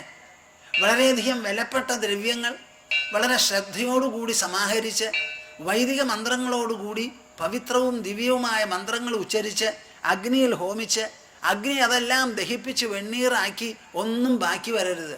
കൊടുത്തു എന്നൊരു കൃതാർത്ഥത നമുക്ക് വേണം. അതാണ് യാഗത്തിൻ്റെ ഉദ്ദേശം. ഒരു യാഗത്തിൽ ഇത്ര ഉറുപ്പികയെ നമുക്ക് ചെലവ് ചെയ്യാവൂ എന്നുള്ളതിന് കണക്കമില്ല. ഞാനൊരു യാഗം ചെയ്യാൻ തൃശ്ശൂരിൽ അങ്ങോട്ട് പുറപ്പെട്ട് ആ യാഗം വേണ്ടതുപോലെ ചെയ്യുകയാണെങ്കിൽ ഈ തൃശ്ശൂരിലുള്ള സ്വത്ത് മുഴുവനും അതിൽ ഉപയോഗിക്കാൻ എനിക്ക് സാധിക്കും. അത്ര വിശേഷപ്പെട്ടതാണ്. അഗ്നിയാണ് ഒരു ഭാഗത്ത്, ദഹിപ്പിക്കാവുന്ന സാധനങ്ങൾ ഏറ്റവും വിലപിടിച്ചത്. കുങ്കുമപ്പൂ അടക്കം എവിടുന്നൊക്കെ എത്രയൊക്കെ കിട്ടുമോ അതൊക്കെ കൊണ്ടുവന്നങ്ങോട്ട് ഇട്ടു. എത്ര നേരത്തേക്ക് ഉണ്ട്, പൂന്ന് കത്തി അങ്ങോട്ട് പോയി. അപ്പോൾ ഒരു യാഗം ചെയ്യാൻ പുറപ്പെട്ട ഇന്നതേ അതിൽ ചെയ്തോടൂ എന്നില്ല, എല്ലാം. അതാണ് പഴയ കാലത്ത് രാജാക്കന്മാർ യാഗം നടത്തി കഴിഞ്ഞാൽ അവരുടെ കയ്യിലുള്ള സ്വത്ത് മുഴുവനും തീരും.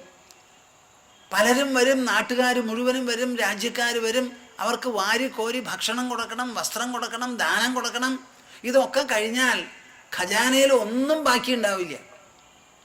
സമൃന്മയേ വീതഹിരൺമയത്വാത് പാത്രേ നിധായാർഘ്യമനർഘശീല എന്ന് കാളിദാസൻ പറയുന്നുണ്ട്. വളരെ വിശേഷപ്പെട്ട് യാഗമൊക്കെ കഴിഞ്ഞ് സ്വത്തൊക്കെ തീർന്ന സമയത്ത് വരദന്തു മഹർഷിയുടെ ശിഷ്യൻ കൗത്സൻ വന്നപ്പോൾ സ്വീകരിക്കാൻ സ്വർണപാത്രം സ്വർണത്തളിയോ ഒന്നുമില്ല.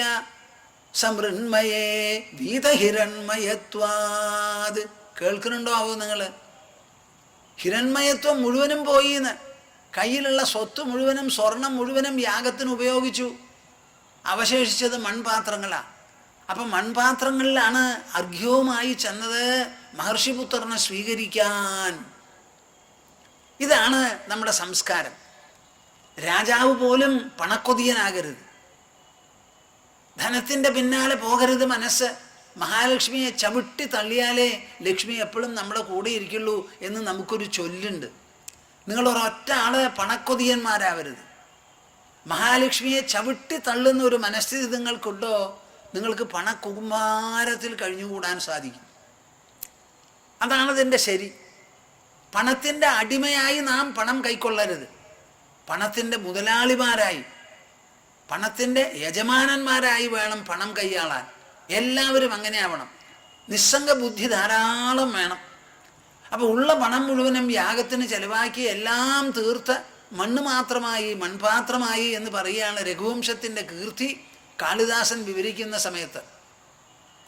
അപ്പോൾ വാജശ്രവസ്സും അങ്ങനെ ഒരു യാഗം ചെയ്യാനാണ് പുറപ്പെട്ടത്, അതും വിശ്വജിത്ത്. ആ വിശ്വജിത്ത് യാഗത്തിന് എല്ലാം ഒന്നാന്തരം സാധനങ്ങൾ നല്ലതുപോലെ നോക്കി തിരഞ്ഞെടുത്ത് പ്രത്യേകം ആൾക്കാരെ അയച്ച് പ്രത്യേക സ്ഥാനങ്ങളിൽ നിന്ന് വൈഭവത്തോടുകൂടി കൊണ്ടുവന്ന് നല്ല പോലെ സൂക്ഷിച്ച് അതിലുള്ള വെടുപ്പേടുകളെല്ലാം മാറ്റി നല്ല കൗതുകത്തോടുകൂടി കൊടുക്കണം. കൊണ്ടുപോകുന്നവർക്ക് കണ്ടാൽ കൊതി തോന്നണം, അങ്ങനെ വേണം കൊടുക്കാൻ.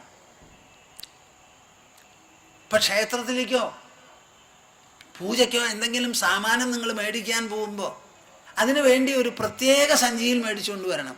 വീട്ടു സാമാനവും പൂജാ സാമാനവും കൂട്ടിച്ചേർത്ത് കൊണ്ടുവന്നതിന് ശേഷം 2 കിലോ മേടിച്ചു, ഒരു 250 ഗ്രാം തേവർക്ക് അളന്ന് അതിൽ നിന്ന് എടുത്ത് കൊടുക്കരുത്. നിവൃത്തിയുണ്ടെങ്കിൽ തേവർക്ക് കൊടുക്കാനുള്ളത് പ്രത്യേകം മേടിച്ചു കൊണ്ടുവന്നോളൂ.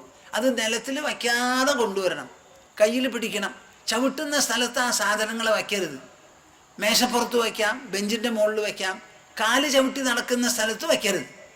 അങ്ങനെ വയ്ക്കുകയാണെങ്കിൽ തന്നെ ഒരു പായോ പലകയോ ഒക്കെ ഇട്ടിട്ട് വേണം. അങ്ങനെ വളരെ ശ്രദ്ധയോടുകൂടി ചെയ്യണം. അപ്പോഴേ ചെയ്യുന്ന ശ്രദ്ധ കൊണ്ട് നിങ്ങൾക്ക് എന്തെങ്കിലും നേട്ടമുണ്ടാവും. നചികേതസിൻ്റെ അച്ഛൻ എന്താ ചെയ്തത്? യാഗം ഗംഭീരമായി നടക്കണു, ഋത്വിക്കുകളുണ്ട്, ആചാര്യന്മാരുണ്ട്, വേദമന്ത്രങ്ങൾ ഇങ്ങനെ ഉരുവിടണു, കൊടുക്കണു, മേടിക്കണു, പല സംഗതികളും അവിടെ നടക്കണു. അവസാനം യാഗത്തിൻ്റെ സ്ഥാനം വന്നപ്പോൾ എന്താ ചെയ്തിരിക്കണേന്നറിയോ? പശുദാനമാണ് വിശേഷം. നല്ല പശുക്കളെ, കറുത്ത പശുക്കളെ, മുലയും കൂടി കറുപ്പ് നിറമുള്ള പശുക്കളെ കടിഞ്ഞിൽ പേർ കഴിഞ്ഞ് അധികം ദിവസമാകാതെ, ഒരു മാസത്തിനുള്ളിൽ 15 ദിവസമേ ആകാൻ പാടുള്ളൂ, അങ്ങനെയുള്ള പശുക്കളെയാണ് ഭംഗിയായി കൊമ്പും കുളമ്പും ഒക്കെ ഉള്ളതിനെ കൊടുക്കേണ്ടത്. നമ്മുടെ വാജശ്രവസ് എന്ത് ചെയ്തു? തൊഴുത്തിൽ വയസ്സായ പശുക്കൾ, കറവ പറ്റിയത്, 3 മുലക്കാരികൾ, ഒറ്റക്കൊമ്പികൾ, കടപ്പല്ല് പോയ പശുക്കൾ, ഇങ്ങനെ ചിലതൊക്കെ തിരഞ്ഞെടുത്ത് അവിടെ യാഗത്തിന് നിരത്തി. എന്നിട്ടോ പറയുന്നതൊക്കെ പുനിതമായ പവിത്രമായ വേദമന്ത്രങ്ങൾ. ആ വൈദിക മന്ത്രങ്ങൾ ചൊല്ലുന്നതൊക്കെ വളരെ ദിവ്യം അലൗകികം സ്വർഗീയമായിട്ടുള്ളത്. കൊടുക്കാനുള്ള സാധനങ്ങളോ തനിക്കും പ്രയോജനമില്ല, തൊഴുത്തിന് മുടക്കായിട്ടുള്ളതൊക്കെ കൊടുത്തു തീർക്കാം. ഇതൊരു നല്ല അവസരമാണെന്ന് വിചാരിച്ചു. അതുവരെയൊക്കെ മകൻ കണ്ട് സമാധാനിച്ചു. ഇതങ്ങോട്ട് കണ്ടപ്പോൾ നചികേതസിൻ്റെ മനസ്സിൽ സഹിക്കുവയ്യാൻ്റെ. പക്ഷേ മകനാണ്, അച്ഛനോട് എന്താ സംസാരിക്കുക? ഇന്നത്തെ കാലത്ത് കുട്ടികൾ കയർത്ത് ചാടി പുറപ്പെട്ടു എന്ന് വരും. അങ്ങനെയൊന്നും ചെയ്യാൻ നചികേത ഇഷ്ടപ്പെട്ടില്ല. അവിടെ ചെന്നിട്ട് കാര്യമായിട്ടൊരു ചോദ്യം, വാഴപ്പഴത്തിൽ സൂചി കയറ്റുന്ന മാതിരി. അച്ഛാ, അച്ഛൻ എന്നെ ആർക്കാ കൊടുക്കാൻ പോണത് എന്നൊരു ചോദ്യം. അച്ഛൻ എന്നെ ആർക്കാ കൊടുക്കാൻ പോണത് എന്നൊരു ചോദ്യം. പ്രേക്ഷകരെ, നിങ്ങൾ നല്ല പോലെ മനസ്സിലാക്കൂ. അതിപവിത്രമായ യാഗം, പരമദിവ്യമായ മന്ത്രങ്ങൾ, അന്തരീക്ഷം, അലൗകികമായ അന്തരീക്ഷം. ആ അന്തരീക്ഷത്തിൽ വേണ്ടതുപോലെ നല്ലത് ചെയ്ത് സ്വയം കൂടുതൽ പവിത്രത ആർജിക്കുന്നതിന് പകരം ഇവിടെ ചെയ്യാൻ പുറപ്പെട്ടത് നേരെ മറിച്ചാണ്. ഇത് കണ്ടിട്ട് മനസ്സിന് സഹിച്ചില്ല. നിങ്ങൾ എന്നോടിപ്പോൾ പറയൂ, ഒരു യാഗം നിർവഹിക്കുന്നതിലാണോ കിടക്കുന്നത് കാര്യം, അതോ ആ നിർവഹിക്കുന്ന മനസ്ഥിതിയും ഉദ്ദേശവും ലക്ഷ്യവും എന്ന് നിങ്ങൾ എന്നോട് പറയണം. ചെയ്യുന്ന കർമ്മം നന്നായോ ഇല്ലയോ എന്നുള്ളത് പറയാൻ ആ കർത്താവിൻ്റെ മനോഭാവം എന്ത്, ആ ആളുടെ ലക്ഷ്യമെന്ത്. കർമ്മം കൊണ്ടല്ല ശുദ്ധി വരിക, കർമ്മം ജഡമാണ്. ആ കർമ്മത്തെ ചൈതന്യവത്താക്കി തീർക്കുന്നത് കർത്താവിൻ്റെ മനസ്ഥിതിയാണ്. അപ്പം നമ്മുടെ മനസ്സിൽ ഉദിക്കുന്ന മനോഭാവം, അതിൽ ഉദിക്കുന്ന ലക്ഷ്യം, ഇത് രണ്ടുമാണ് ഏത് പ്രവൃത്തിക്കും നിറം പിടിപ്പിക്കുന്നത്, അതിന് ഉദ്ദേശം എന്നൊരു ഉദ്ദേശം ഉണ്ടാക്കുന്നത്. അപ്പോൾ എല്ലാ പ്രവൃത്തികളും പ്രവർത്തിച്ചത് കൊണ്ട് മെച്ചമായില്ല, ആ പ്രവർത്തിക്കുന്നവൻ്റെ മനോഭാവം കൊണ്ടാണ് അതിന് ഔന്നത്യമോ ഔത്കൃഷ്ട്യമോ വരണത്, അല്ലെങ്കിൽ അപകർഷം സംഭവിക്കുന്നത്. ഒന്നും ചെയ്യാതെ കണ്ടുകൊണ്ടിരുന്ന കൊച്ചു ബാലൻ്റെ മനസ്സിൽ ആ യാഗം അതിപവിത്രമായ വിചാരമാണ് ഉയർത്തിയത്. എന്നാൽ അത് അനുഷ്ഠിക്കാൻ യജമാനനായിരുന്ന് മാസങ്ങളോളം സംഭാരങ്ങളെല്ലാം ആർജിച്ച് അത് ചെയ്യുന്ന നചികേതസിൻ്റെ അച്ഛൻ വാജശ്രവസിൻ്റെ മനസ്സിലോ അത് കരിക്കട്ടയാണ് വിതച്ചത്. ഇതാണ് വ്യത്യാസം. അച്ഛനിത് പറഞ്ഞപ്പോൾ മകൻ എന്ത് ചെയ്തു? ഒന്നും വേണ്ടിയില്ല, യമൻ്റെ അടുക്കലേക്കാ പോയി. അച്ഛൻ പ്രതീക്ഷിച്ചില്ല. അച്ഛൻ പറഞ്ഞുവല്ലോ എന്ന് പറഞ്ഞ് നേരെ ചെന്നു യമധർമ്മരാജാവിൻ്റെ രാജധാനിയിൽ. അവിടെ ചെന്നപ്പോൾ രാജാവ് അവിടെ ഇല്ല. ഒരു വലിയ സംഭവം നടക്കാൻ പോവാണ്. ആ വലിയ സംഭവം നടത്തുന്നതിൽ കുറേ ആൾക്കാർ ഒന്നിച്ചു മരിക്കാൻ പോണു. അപ്പോൾ ഒരു കൂട്ടക്കൊല നടപ്പാക്കാനുണ്ട്. അതിനുവേണ്ടി യമധർമ്മരാജാവ് പോയി. ആ കൂട്ടക്കൊല കഴിഞ്ഞ് മടങ്ങി വരുമ്പോഴേക്കും ദിവസം 3 വന്ന് നോക്കുമ്പോൾ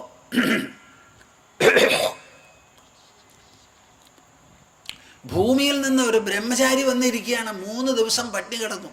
ഒരാളും എന്താ വന്നേ, ദാഹത്തിന് വെള്ളം എന്തെങ്കിലും വേണോ, ഊണ് വേണോ ചോദിക്കാൻ ഒരാളുമില്ല.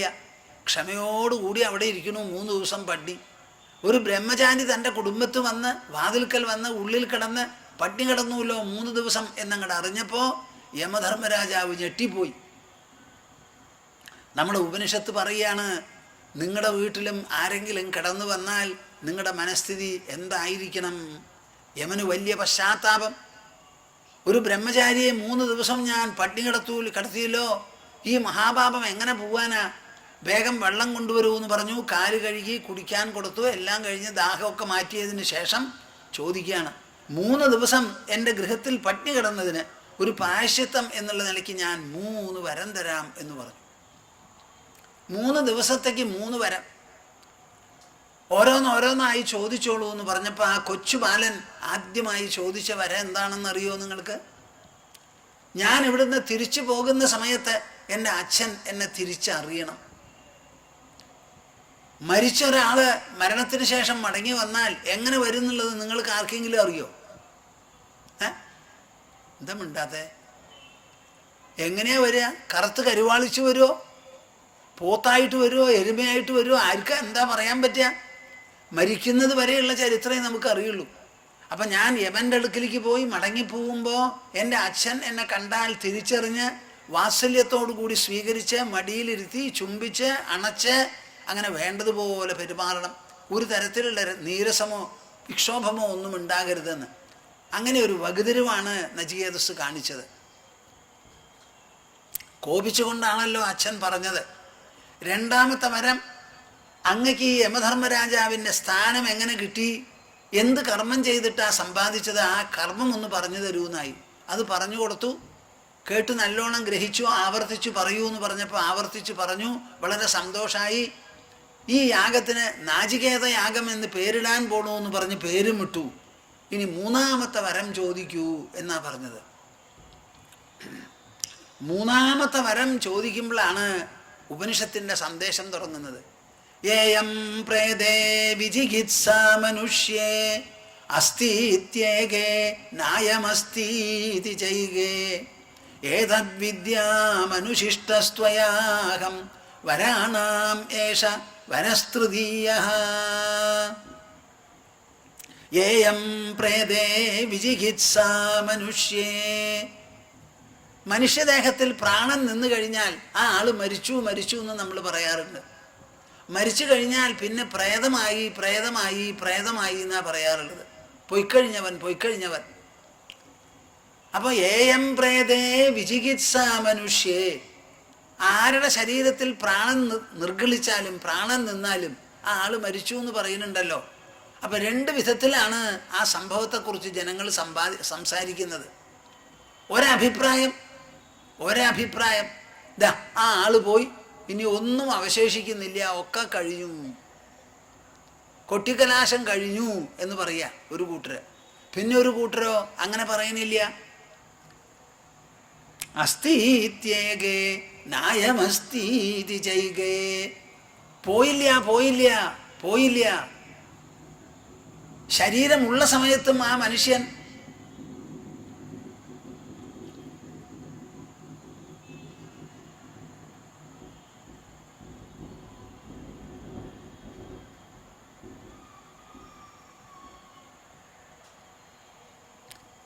പ്രാണനേ നിന്നുള്ളൂ, ശരീരത്തിൻ്റെ പ്രവർത്തനമേ നിന്നുള്ളൂ, സംവേദനക്ഷമതയെ പോയുള്ളൂ. ആ ശരീരത്തിൽ ഇരുന്നു കൊണ്ടിരുന്ന സാന്നിധ്യം അതിന് ഒരു കോട്ടവും ഒരു കുറവുമില്ല. അത് ശരീരവിലക്ഷണമാണ്. ശരീരത്തിൻ്റെ പ്രവർത്തനമേ എന്നേക്കുമായി നിലച്ചിട്ടുള്ളൂ. ശരീരത്തിലുള്ള സാന്നിധ്യം ദേഹി ആത്മാ എന്ന് പറയുന്നത് തികച്ചും വേറെയാണ്. അതിന് ഒരു കോട്ടവും വന്നിട്ടില്ല. ഒരു കാലാവധി ശരീരത്തോടു കൂടിയിരുന്നു, ഇപ്പം ശരീരം വിട്ടു. അത് ശരീരത്തിൽ എങ്ങനെ ഇരുന്നുവോ അതേപോലെ സ്വതന്ത്രമായി സ്വച്ഛമായി നിരപേക്ഷമായിട്ടാണ് കഴിയുന്നത് എന്ന് വേറെ ഒരു കൂട്ടര്. ഇങ്ങനെ 2 അഭിപ്രായം ആദ്യകാലം മുതൽക്ക് ഇന്നേ വരെ തുടരണു മനുഷ്യർക്കിടയിൽ. അതിനൊരു തീരുമാനം ഇതേവരെ ഉണ്ടാവുന്നില്ല. മരണം വരെയുള്ള കാര്യങ്ങളെ പ്രത്യക്ഷമായിട്ടുള്ളൂ. മരണാനന്തരം മരിച്ചവൻ ഞാൻ ഇന്ന സ്ഥലത്തുണ്ടെന്ന് ഇതുവരെ ആരും പറയണില്ല. ഒരാളും നമ്മളോട് പറയണില്ല ഞാൻ മരിച്ചു എന്ന്. നിങ്ങൾ എന്താ പറയുക? ഇന്നാൾ മരിച്ചു, ഇന്നാൾ മരിച്ചു, ഇന്നാൾ മരിച്ചു. ആ ആൾ സ്വയം പറയട്ടെ ഞാൻ മരിച്ചു എന്ന്. അത് പറയണില്ല. നിങ്ങൾ മുദ്ര കുത്തിയിരിക്കുക ആൾ മരിച്ചു എന്ന്. വല്ല അർത്ഥമുണ്ടോ? നിങ്ങൾക്ക് വല്ല ആവശ്യമുണ്ടോ അങ്ങനെ ഒരാൾ മരിച്ചു എന്ന് പറയാൻ? ആ ആൾ പറയട്ടെ ഞാൻ മരിച്ചു എന്ന്. അതുപോലെ ഏതെങ്കിലും ഒരാൾ പറയട്ടെ ഞാൻ പിറന്നു, ഞാൻ പിറന്നു എന്ന്. അമ്മയാണ് പറയണത് കുട്ടിയോട്, നീ എൻ്റെ കുട്ടിയാണ്, ഞാൻ അമ്മയാണ്, ഇത് അച്ഛനാണെന്ന്. നമുക്കറിയില്ല നമ്മൾ ജനിച്ചു എന്ന്. അപ്പം ജനനവും മരണവും നമുക്ക് അനുഭവസിദ്ധമല്ല. അനുഭവസിദ്ധമല്ലാത്ത കാര്യത്തെക്കുറിച്ച് എന്തിനാ ആണയിടാൻ പോണത്? അവിടെയാണ് ചിന്തിക്കേണ്ടത്. പക്ഷേ മനുഷ്യൻ ചിന്തിക്കാറില്ല. അതാണ് ഈ സംശയം തുടരണു എന്ന് പറഞ്ഞത്. ഏതദ്വിദ്യാം അനുശിഷ്ടസ്ത്വയാഹം. ഈ രഹസ്യം എനിക്ക് മനസ്സിലാവണം. ഞാൻ അങ്ങയുടെ അടുക്കിലേക്ക് അച്ഛൻ കോപിച്ച് പറഞ്ഞയച്ചിട്ടാണ് വന്നത് എന്നുണ്ടെങ്കിലും കോപം അച്ഛൻ്റെ അടുത്ത്. ഞാൻ വന്നത് കോപിച്ചിട്ടല്ല, അനുസരണ ബുദ്ധിയോടുകൂടി വന്നതാ. ആ അനുസരണ ബുദ്ധിയോടുകൂടി വന്ന് ആർക്കുമില്ലാത്തൊരവസരമാണ് എനിക്ക് കിട്ടിയിരിക്കുന്നത്. അങ്ങാകട്ടെ മരണാധിപൻ, ഞാനാണെങ്കിലോ മരണരഹസ്യം അറിയാൻ ഇഷ്ടപ്പെടുന്നവൻ, അതിൽ കൗതുകമുള്ളവൻ. ഇതല്ലാതെ ഒരവസരം എനിക്ക് കിട്ടുമോ എന്ന് സംശയമാണ്. അതുകൊണ്ട് ഏതദ്വിദ്യാം അനുശിഷ്ടസ്ത്വയാഹം, അങ്ങ് വേണ്ടതുപോലെ ഉപദേശിച്ച്, ആധികാരികമായി ഉപദേശിച്ച് ഞാനിത് മനസ്സിലാക്കാൻ ഇഷ്ടപ്പെടുന്നു, ഈ രഹസ്യം എന്താണെന്ന്. വരാണാം ഏഷ വരസ്തൃതീയ. 3 വരങ്ങളിൽ 3ാമത്തെ വരമാണ് എനിക്കിത് എന്ന്. പ്രേക്ഷകരെ, നിങ്ങൾ എന്താ മനസ്സിലാക്കുന്നത് ഇതിൽ നിന്ന്? ഒരു മനുഷ്യന് മനുഷ്യജീവിതത്തിൽ അവസാനമായി ചോദിക്കാനുള്ള ചോദ്യം, അത് അവസാനമായിക്കൊള്ളണമെന്നില്ല, ആദ്യമേ ആകാം. അറിവാണ് നമുക്ക് ആവശ്യം. അറിവാണ് നമുക്ക് അങ്ങേയറ്റത്തെ തൃപ്തിയും സാഫല്യവും സൗഭാഗ്യവും പൂർണ്ണതയും നൽകുന്നത്. അറിവ് ബുദ്ധിയോട് ചേരുന്നതാണ്, മനസ്സോട് ചേരുന്നതാണ്. നമ്മൾ ഊണ് കഴിച്ചാൽ വയറ് വീർക്കും, അത്രയേ ഉള്ളൂ. വയറ് വീർത്തു മതി എന്ന് പറഞ്ഞ് നിർത്തിക്കുന്നത് മനസ്സാണ്. വിശപ്പുണ്ടാക്കി മനസ്സിലാക്കുന്നത് മനസ്സാണ്. ആ മനസ്സിനും ബുദ്ധിക്കുമാണ് മുൻതൂക്കം കൊടുക്കേണ്ടത്. മനസ്സിനാണ് ശാന്തി, തൃപ്തി. ബുദ്ധിക്കാണ് അറിവ്. അറിവ് കൊണ്ടാണ് സംതൃപ്തി നമുക്ക് ഉണ്ടാവാൻ പോകുന്നത്. നിങ്ങൾക്ക് ധാരാളം പണമുണ്ടെങ്കിൽ ഞാൻ പണക്കാരനാണെന്നൊരു ബോധ്യമാണ് നിങ്ങൾക്ക് സന്തോഷം ജനിപ്പിക്കുന്നത്. ഒരു കുട്ടി ജനിച്ചാൽ എനിക്കൊരു കുട്ടിയുണ്ട്, ഞാൻ അച്ഛനോ അമ്മയോ ആണ് എന്നൊരു തോന്നലാണ് നിങ്ങൾക്ക് സന്തോഷം ജനിപ്പിക്കുന്നത്. അറിവാണ് എല്ലാറ്റിൻ്റെയും പിന്നിൽ. ആ അറിവാണ് നമുക്ക് മുഖ്യം. ആ അറിവിൻ്റെ അവസാന രൂപമാണ് ഞാൻ ആര്, താൻ ആര്, ഞാൻ ജനിച്ചുവോ ഇരുന്നുവോ മരിക്കുമോ, അമരനാണോ മർത്യനാണോ എന്ന് മനസ്സിലാക്കുന്നത്. ആ ചോദ്യമായി ഈ കുട്ടി ചോദിച്ചത്. ഈ ചോദ്യം അങ്ങോട്ട് ചോദിച്ചപ്പോൾ യമൻ ഞെട്ടി. ഇതെന്താപ്പാത്? അങ്ങനെയാണല്ലോ സർവ്വ ആൾക്കാരെയും കൊണ്ടുവന്ന് കലവറയിൽ വയ്ക്കണത്. ആ കലവറ തുറന്നെനിക്ക് കാണിച്ചു തരൂ, അല്ലെങ്കിൽ പറയൂ മരണമില്ലാന്ന്. ഈ ഒരു ചോദ്യമാ. ഇതിൻ്റെ ഉത്തരം പറഞ്ഞു കഴിഞ്ഞാൽ യമധർമ്മരാജാവിന് സ്ഥാനമില്ലാതെയാവും.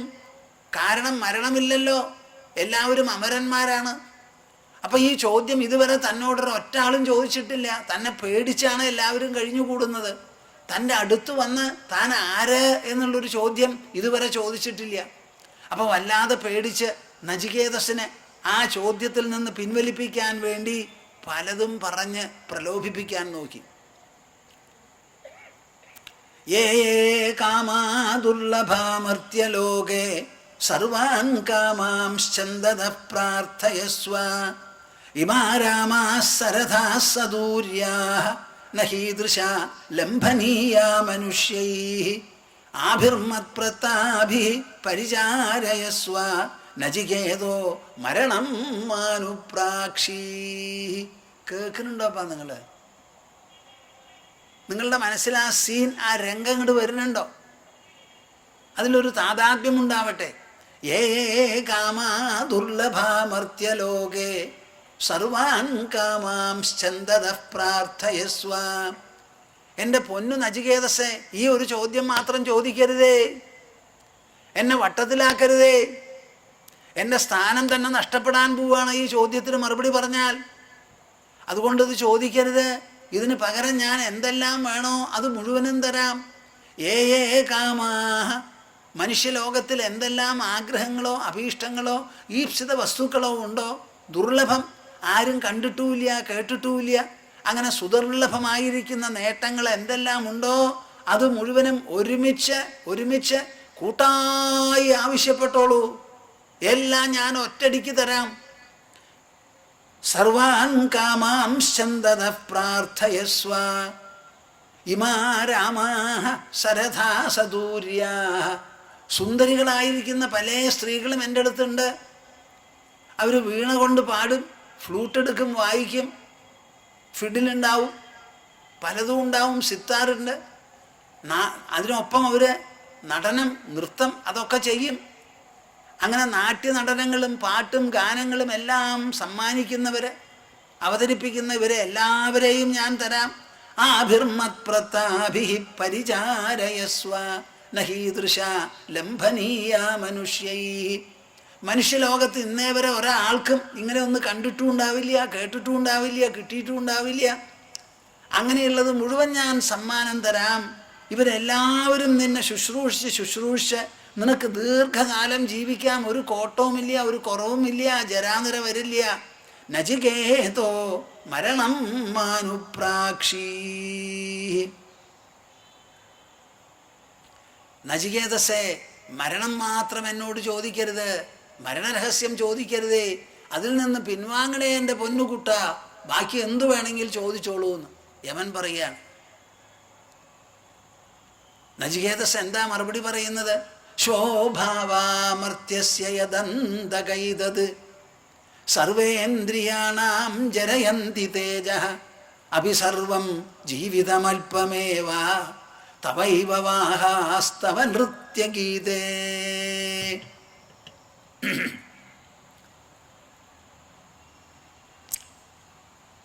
ശോഭാവാമർത്യസ്യ യദന്തകൈതത്. ഇതാണ് നമ്മുടെ ഭാരതം. നിങ്ങൾ വെറുതെ അവിടെ ഇവിടെയും വായിച്ച് ചിത്രവും ലേഖനവും ഒക്കെ ആയിട്ട് കാണുന്നതല്ല ഭാരതം. ആ കൊച്ചുകുട്ടി നചികേതസിൻ്റെ മുഖത്തിലൂടെ ഉപനിഷത്ത് കർത്താവ് നമ്മുടെ മുൻപിൽ പറഞ്ഞു തരികയാണ്.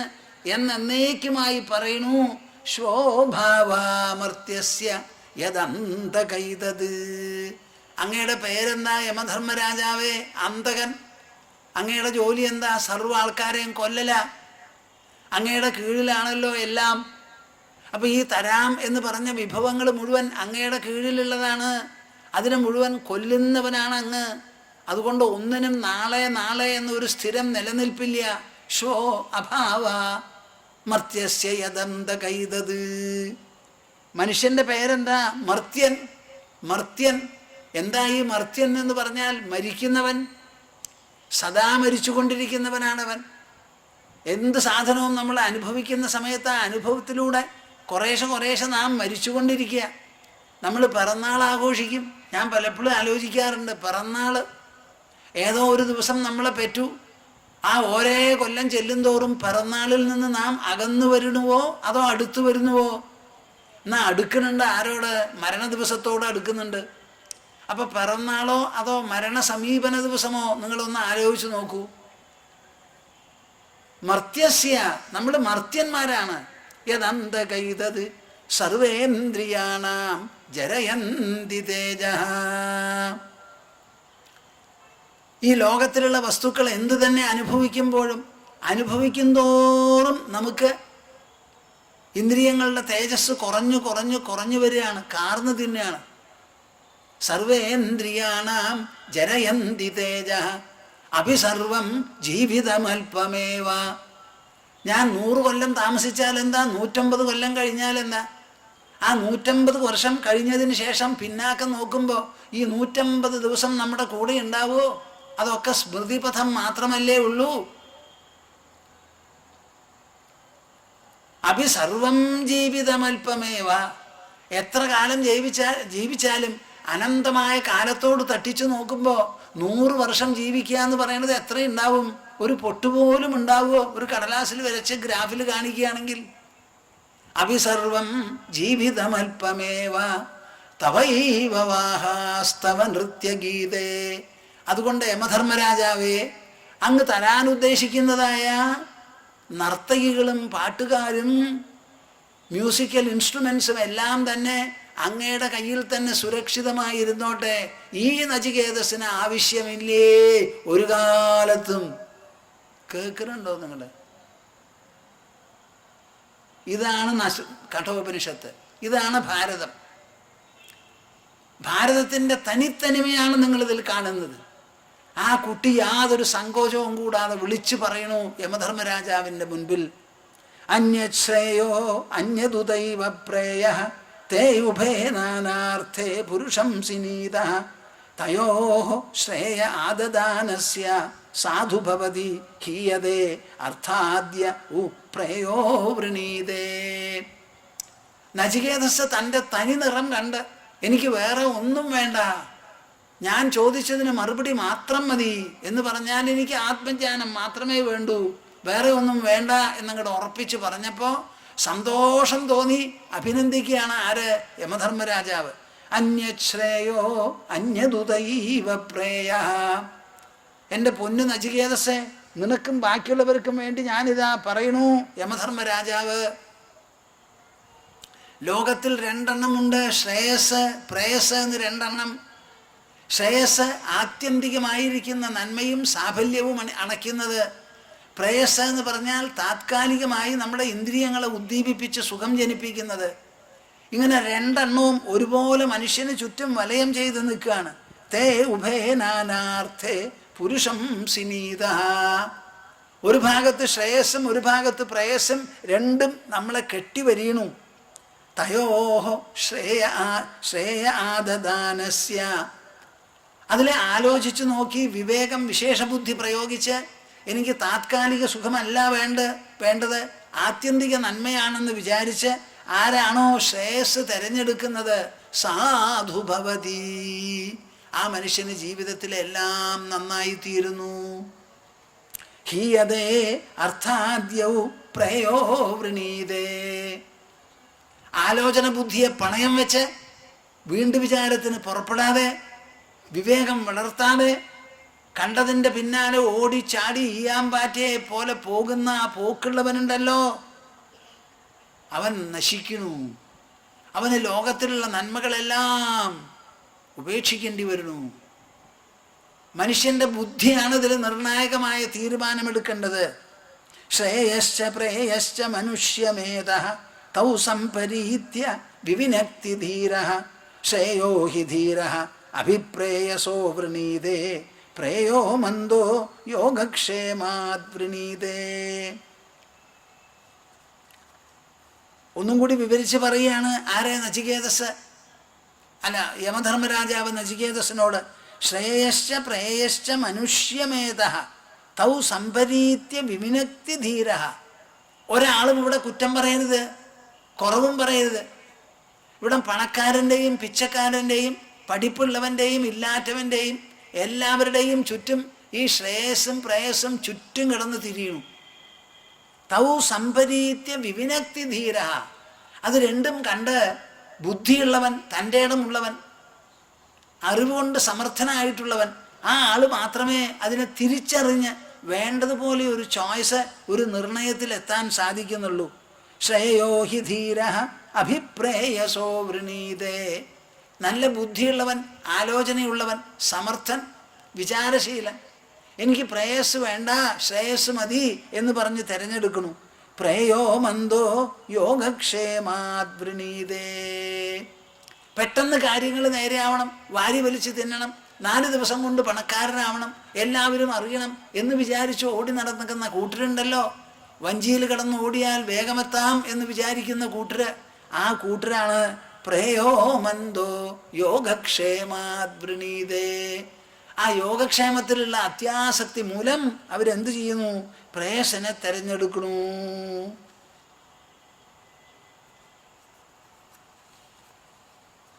ആ കൊച്ചുകുട്ടി സംസാരിച്ചതിൽ വളരെ സന്തോഷം തോന്നിയിട്ട് പറയുകയാണ്, നൈഷാ തർക്കേണ മതിരാപനേയ പ്രോക്താന്യേനൈവ സുജ്ഞാനായ പ്രേഷ്ഠ യാം ത്വമാപഃ സത്യധൃതിർബദാസി ത്വാദൃന്നോ ഭൂയാത് നചികേതാ പൃഷ്ട. നചികേതോ പൃഷ്ട നൈഷാ തർക്കേണ മതിരാപനേയ. നീ എന്നോട് ചോദിച്ച ചോദ്യമുണ്ടല്ലോ, ആ ചോദ്യം എത്ര ബുദ്ധികുശലന്മാർക്കും തർക്കിച്ച് തർക്കിച്ച് പേർത്തെടുക്കാൻ സാധിക്കാത്ത ഒന്നാണ്. തർക്കം ബുദ്ധി കൊണ്ട് ചെയ്യുന്നതാ. ബുദ്ധിയെ പ്രചോദിപ്പിക്കുന്ന ഉൾസത്യം, ഉൾസാന്നിധ്യമാണ് ഈ ചോദ്യത്തിന് മറുപടി. അപ്പം ബുദ്ധി പ്രയോഗിക്കുന്നതിന് പകരം ബുദ്ധിയെ നാം നിർത്തണം, നിശ്ചലമാക്കി തീർക്കണം ഈ ആത്മസത്യം കിട്ടണമെങ്കിൽ. അപ്പം ഇത് തർക്കം കൊണ്ട് കണ്ടുപിടിക്കാൻ പറ്റുന്നതല്ല. അറിവുള്ള ഒരാൾ കനിവോടുകൂടി സ്നേഹമസൃണമായി നമുക്ക് അരുമ തോന്നി പറഞ്ഞു തന്നാൽ മാത്രമേ ഇത് മനസ്സിലാക്കാൻ പറ്റൂ. യാം ത്വമാവ സത്യധൃതർബദാസി. സത്യത്തിലും നന്മയിലും ഉറച്ചു നിന്ന നചികേതസിനെ പോലെ ത്വാദൃങ്നോ ഭൂയാൻ നചികേത പൃഷ്ട. എനിക്ക് നചികേതസിനെ പോലെയുള്ള പൃഷ്ടാക്കൾ, പൃച്ഛകന്മാരുണ്ടാവട്ടെ എന്ന് പറഞ്ഞ് അഭിനന്ദിച്ചിട്ടാണ് ആത്മസത്യം തുറന്നങ്ങോട്ട് പറഞ്ഞ് മനസ്സിലാക്കി കൊടുത്തത്. അനന്യപ്രോക്തേ ഗതിരത്ര നാസ്തി അണീയാൻ ഹ്യതർക്യം അനുപ്രമാണാത്. അനന്യപ്രോക്തേ ഗതിരത്ര നാസ്തി. വേറൊരാൾ പറഞ്ഞു തന്നില്ലെങ്കിൽ ഈ ഒരു സത്യത്തിലേക്ക് പ്രവേശം ഉണ്ടാവില്ല. എന്താ കാരണം? അണീയാൻ ഹ്യതർക്യം അനുപ്രമാണാത്. ഇത് വളരെ സൂക്ഷ്മമാണ്. അതർക്യം തർക്കിച്ച് പേർത്തെടുക്കാൻ പറ്റില്ല. അണുപ്രമാണാത്. അണുപോലെ ഒരു സാധനമാണ്. അണുക്കൾ കൊണ്ടുണ്ടാക്കിയതാണ് എല്ലാം. ഈ പുഷ്പവും കണ്ണാടിയുടെ കൂടും കടലാസും ടേബിളും എല്ലാം തന്നെ. പക്ഷെ അണുവിൻ്റെ അവിടെ എത്തിച്ചേരാൻ നമ്മുടെ കണ്ണുകൾക്കോ കൈകൾക്കോ സാധിക്കുന്നുണ്ടോ? ഇല്ല. അതുപോലെയാണ് നമ്മുടെ ഉള്ളിൽ ഒളിഞ്ഞിരിക്കുന്ന ഈ സത്യം. അതിനെ മനസ്സിലാക്കാൻ കുറച്ച് വിഷമമാണ്. ഒരു തത്വജ്ഞൻ നമുക്ക് പറഞ്ഞു തന്നാലേ കാര്യം നടക്കുള്ളൂ എന്ന് പറഞ്ഞു. ഇതിൽ നിന്ന് നമുക്ക് എന്താ മനസ്സിലാക്കേണ്ടത്? നമുക്ക് മനസ്സിലാക്കേണ്ടത് ഭവചിന്മാത്രവാസനഹാന്ന്. ആ നചികേതസിന് പലതും കൊടുത്ത് പ്രലോഭനങ്ങൾ നൽകിയപ്പോഴും അതൊന്നും എനിക്ക് വേണ്ട. എനിക്ക് ചിത്സ്വരൂപമായിരിക്കുന്ന പരമാത്മാവിനെ കുറിച്ച് അറിഞ്ഞാൽ മാത്രം മതി. ഞാൻ പരമാത്മാവിൻ്റെ ആലിംഗനം തേടുന്നവനാണ്. എനിക്ക് മറ്റൊന്നും ആവശ്യമില്ല എന്ന് ഉറച്ചു നിന്നൂല്ലോ ചിന്മാത്രവാസനായി. അതുപോലെ പരമാത്മാവാകണം നിങ്ങളുടെ ആശ, നിങ്ങളുടെ ആവശ്യം, നിങ്ങളുടെ മൂല്യം, നിങ്ങളുടെ ആശ്രയം, നിങ്ങളുടെ ലക്ഷ്യം. ഉന്നം ചിന്മാത്രവാസനന്മാരാകൂ. അടുത്ത ശ്ലോകം 18. സാകാരമനൃതം വിദ്ധി നിരാകാരം തു നിശ്ചലം ഏതത്തത്വോപദേശേന ന പുനർഭവ സംഭവഃ. ചൊല്ലിക്കോളൂ. സാകാരമനൃതം വിദ്ധി നിരാകാരം തു നിശ്ചലം ഏതത്തത്വോപദേശേന ന പുനർഭവ സംഭവഃ. സാകാരം അനൃതം വിദ്ധി. സാകാരം അനൃതം വിദ്ധി. കേൾക്കുന്നുണ്ടോ നിങ്ങൾ?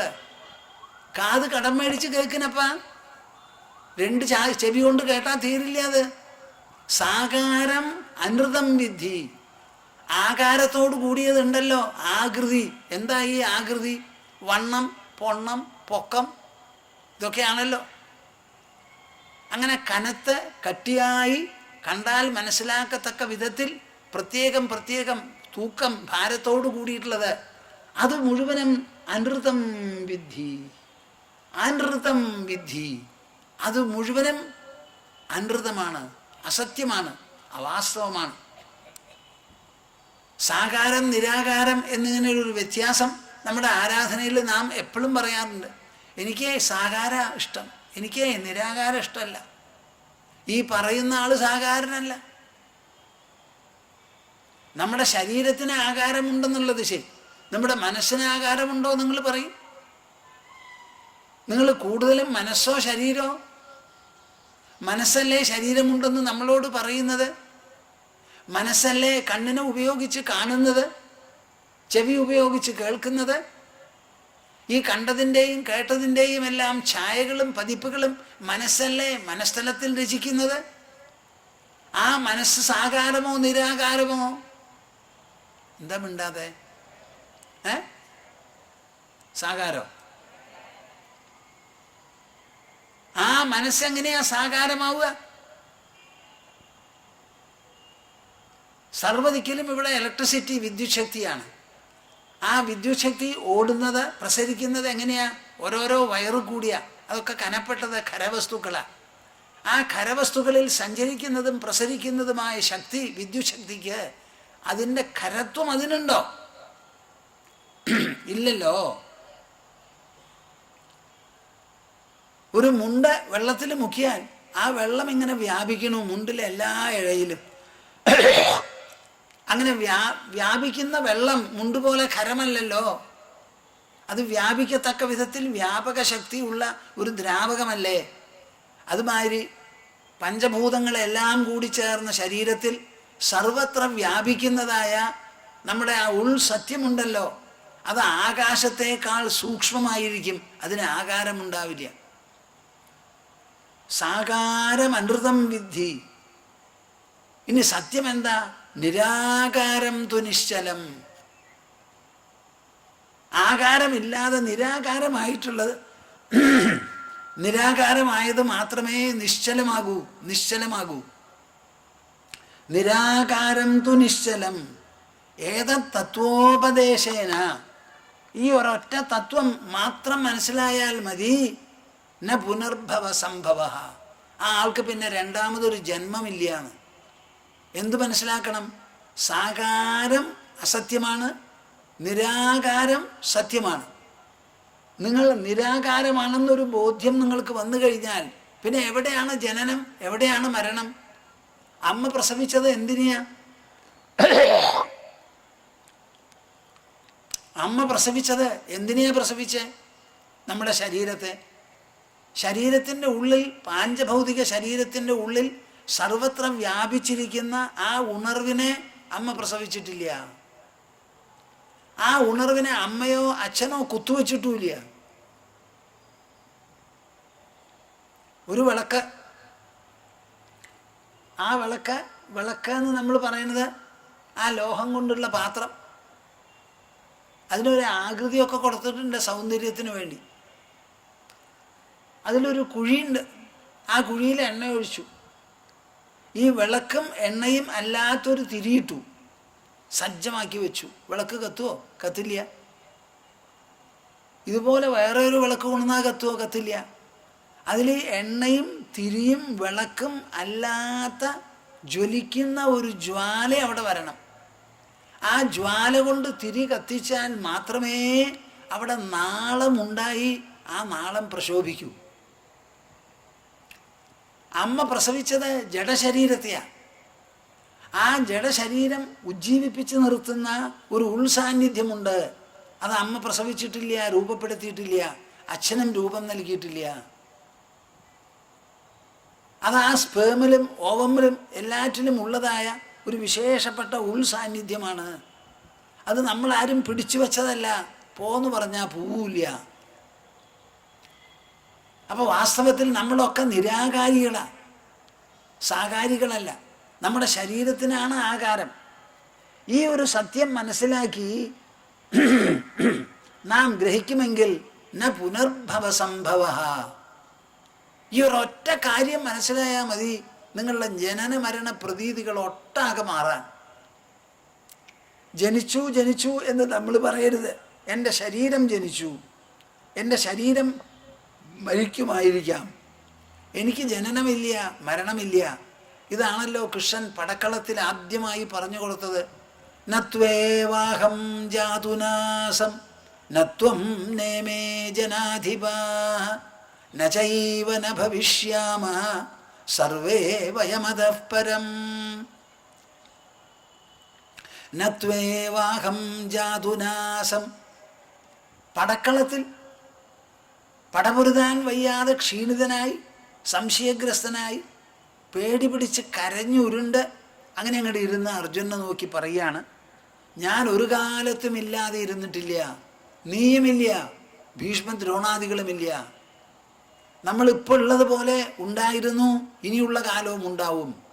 ഒരൊറ്റ ആളെപ്പറ്റി മരണമെന്നോ വധമെന്നോ കൊല്ലുമെന്നോ കൊല്ലപ്പെടുമെന്നോ വിചാരിക്കരുത്. പറയുന്നത് തെറ്റ്, തെറ്റ്, മഹാപാപം എന്നാണ് ഉദ്ബോധിപ്പിച്ചത് കൃഷ്ണൻ. അപ്പം അർജുനൻ്റെ സങ്കടം തീരാൻ ഉപയോഗിച്ചത് ആത്മമന്ത്രമാണ്. ആ ആത്മമന്ത്രം നമുക്കും എല്ലാ സമയത്തും പ്രയോഗിക്കാൻ നമുക്ക് സാധിക്കണം.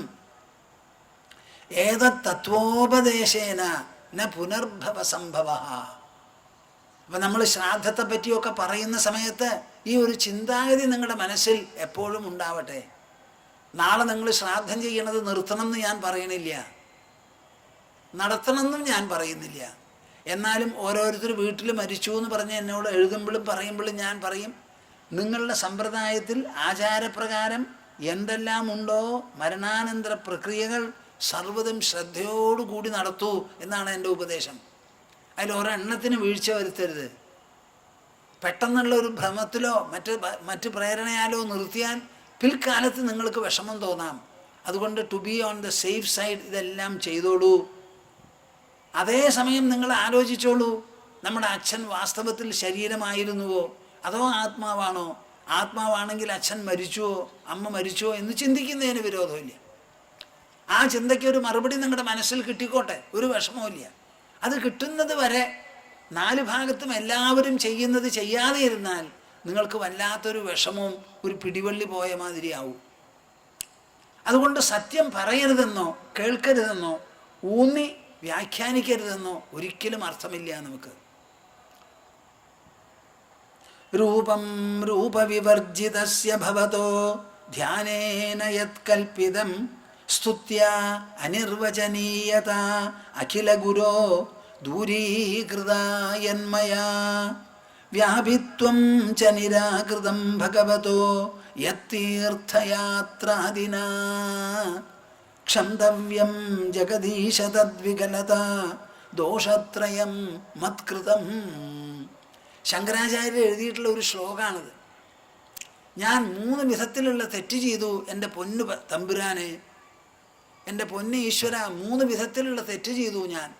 ആ തെറ്റിന് എന്നെ ക്ഷമിക്കണമേ എന്ന് പറഞ്ഞ് പാടുന്ന വിശേഷപ്പെട്ട ഒരു പാട്ട്, ഒരു സ്തുതിയാണിത്. ഈ സ്തുതിയിൽ രസകരമായിട്ടുള്ള 3 ദോഷങ്ങളെ പറ്റിയിട്ടാണ് പറയുന്നത്. ഞാൻ ഇന്നത് പറയാൻ പുറപ്പെട്ടാൽ നമുക്ക് സമയം ഉണ്ടാവില്ല, തൽക്കാലം നിർത്താം. എല്ലാവരും ക്ഷമയോടുകൂടി ഇരിക്കൂ. എന്തെങ്കിലും അനൗൺസ്മെൻ്റ് ഉണ്ടെങ്കിൽ കേൾക്കാതെ നിങ്ങൾക്ക് കേൾക്കാനുള്ളതാണ്. അത് കഴിഞ്ഞ് ഞാനും പറയാനുള്ളത് പറയാം. അവസാനം ഓങ്കാരം ജപിച്ചു വേണം എല്ലാവരും ശ്രദ്ധയോടുകൂടി ഇത് പരിസമാപിച്ച് പോയി നാളെ തിരിച്ചു വരാൻ. ഈ 3 ദോഷങ്ങൾ എന്താണെന്നുള്ളത് എല്ലാവരും അറിയേണ്ടതാണ്. ഹിന്ദുധർമ്മത്തിൻ്റെയും ഹിന്ദു തത്വങ്ങളുടെയും വിശേഷപ്പെട്ട ഒരു നിരൂപണവും കൂടിയാണ്, അതിൽ ഒരു നിർവചനവും കൂടിയാണ് ശങ്കരാചാര്യൻ്റെ ഈ സ്തുതിയിൽ. ഞാൻ നിർത്താം. ഈ 3 കൂട്ടം ദോഷങ്ങളെപ്പറ്റി ഭഗവാനോട് പറഞ്ഞ് മാപ്പ് ചോദിക്കുക എന്ന് പറഞ്ഞാൽ രസകരമായിട്ടുള്ള ഒരു നിവേദനമാണ് ശങ്കരാചാര്യർ നടത്തുന്നത്. കേൾക്കുമ്പോൾ അറിയാം. അത് നമുക്ക് നാളെ ചർച്ച ചെയ്ത് തുടങ്ങാം. ശാന്തസ്വഭാവമജരാത്മകമേക സത്യം സംവിത്പദം നിരുപമം കലനാവിഹീനം അന്തർബഹിശ്ച ബഹുധാ വ്യവഹാര്യമാണം തദ്ദൈവമേവ മമ സർവം അഹം തദേവ പ്രബുദ്ധം വിമുക്തം വികാരാദിഹീനം പ്രസന്നം സദാ നിത്യബോധസ്വരൂപം പരം നിശ്ചലം നിർഗുണം സർവരൂപം ഭജേഹം സദാനുസ്മരാമി പ്രണൗമി ഭജേഹം സദാനുസ്മരാമി പ്രണൗമി. ഹരി ഓം. ഹരി ഓം. ഹരി. ഞാൻ ഓങ്കാരം ജപിക്കാം. എൻ്റെ ശബ്ദം ശരിയായാലും ഇല്ലെങ്കിലും നിങ്ങൾ മുഴുവനാക്കുമെന്ന് വേണ്ടതുപോലെ. ഹരി. ഓ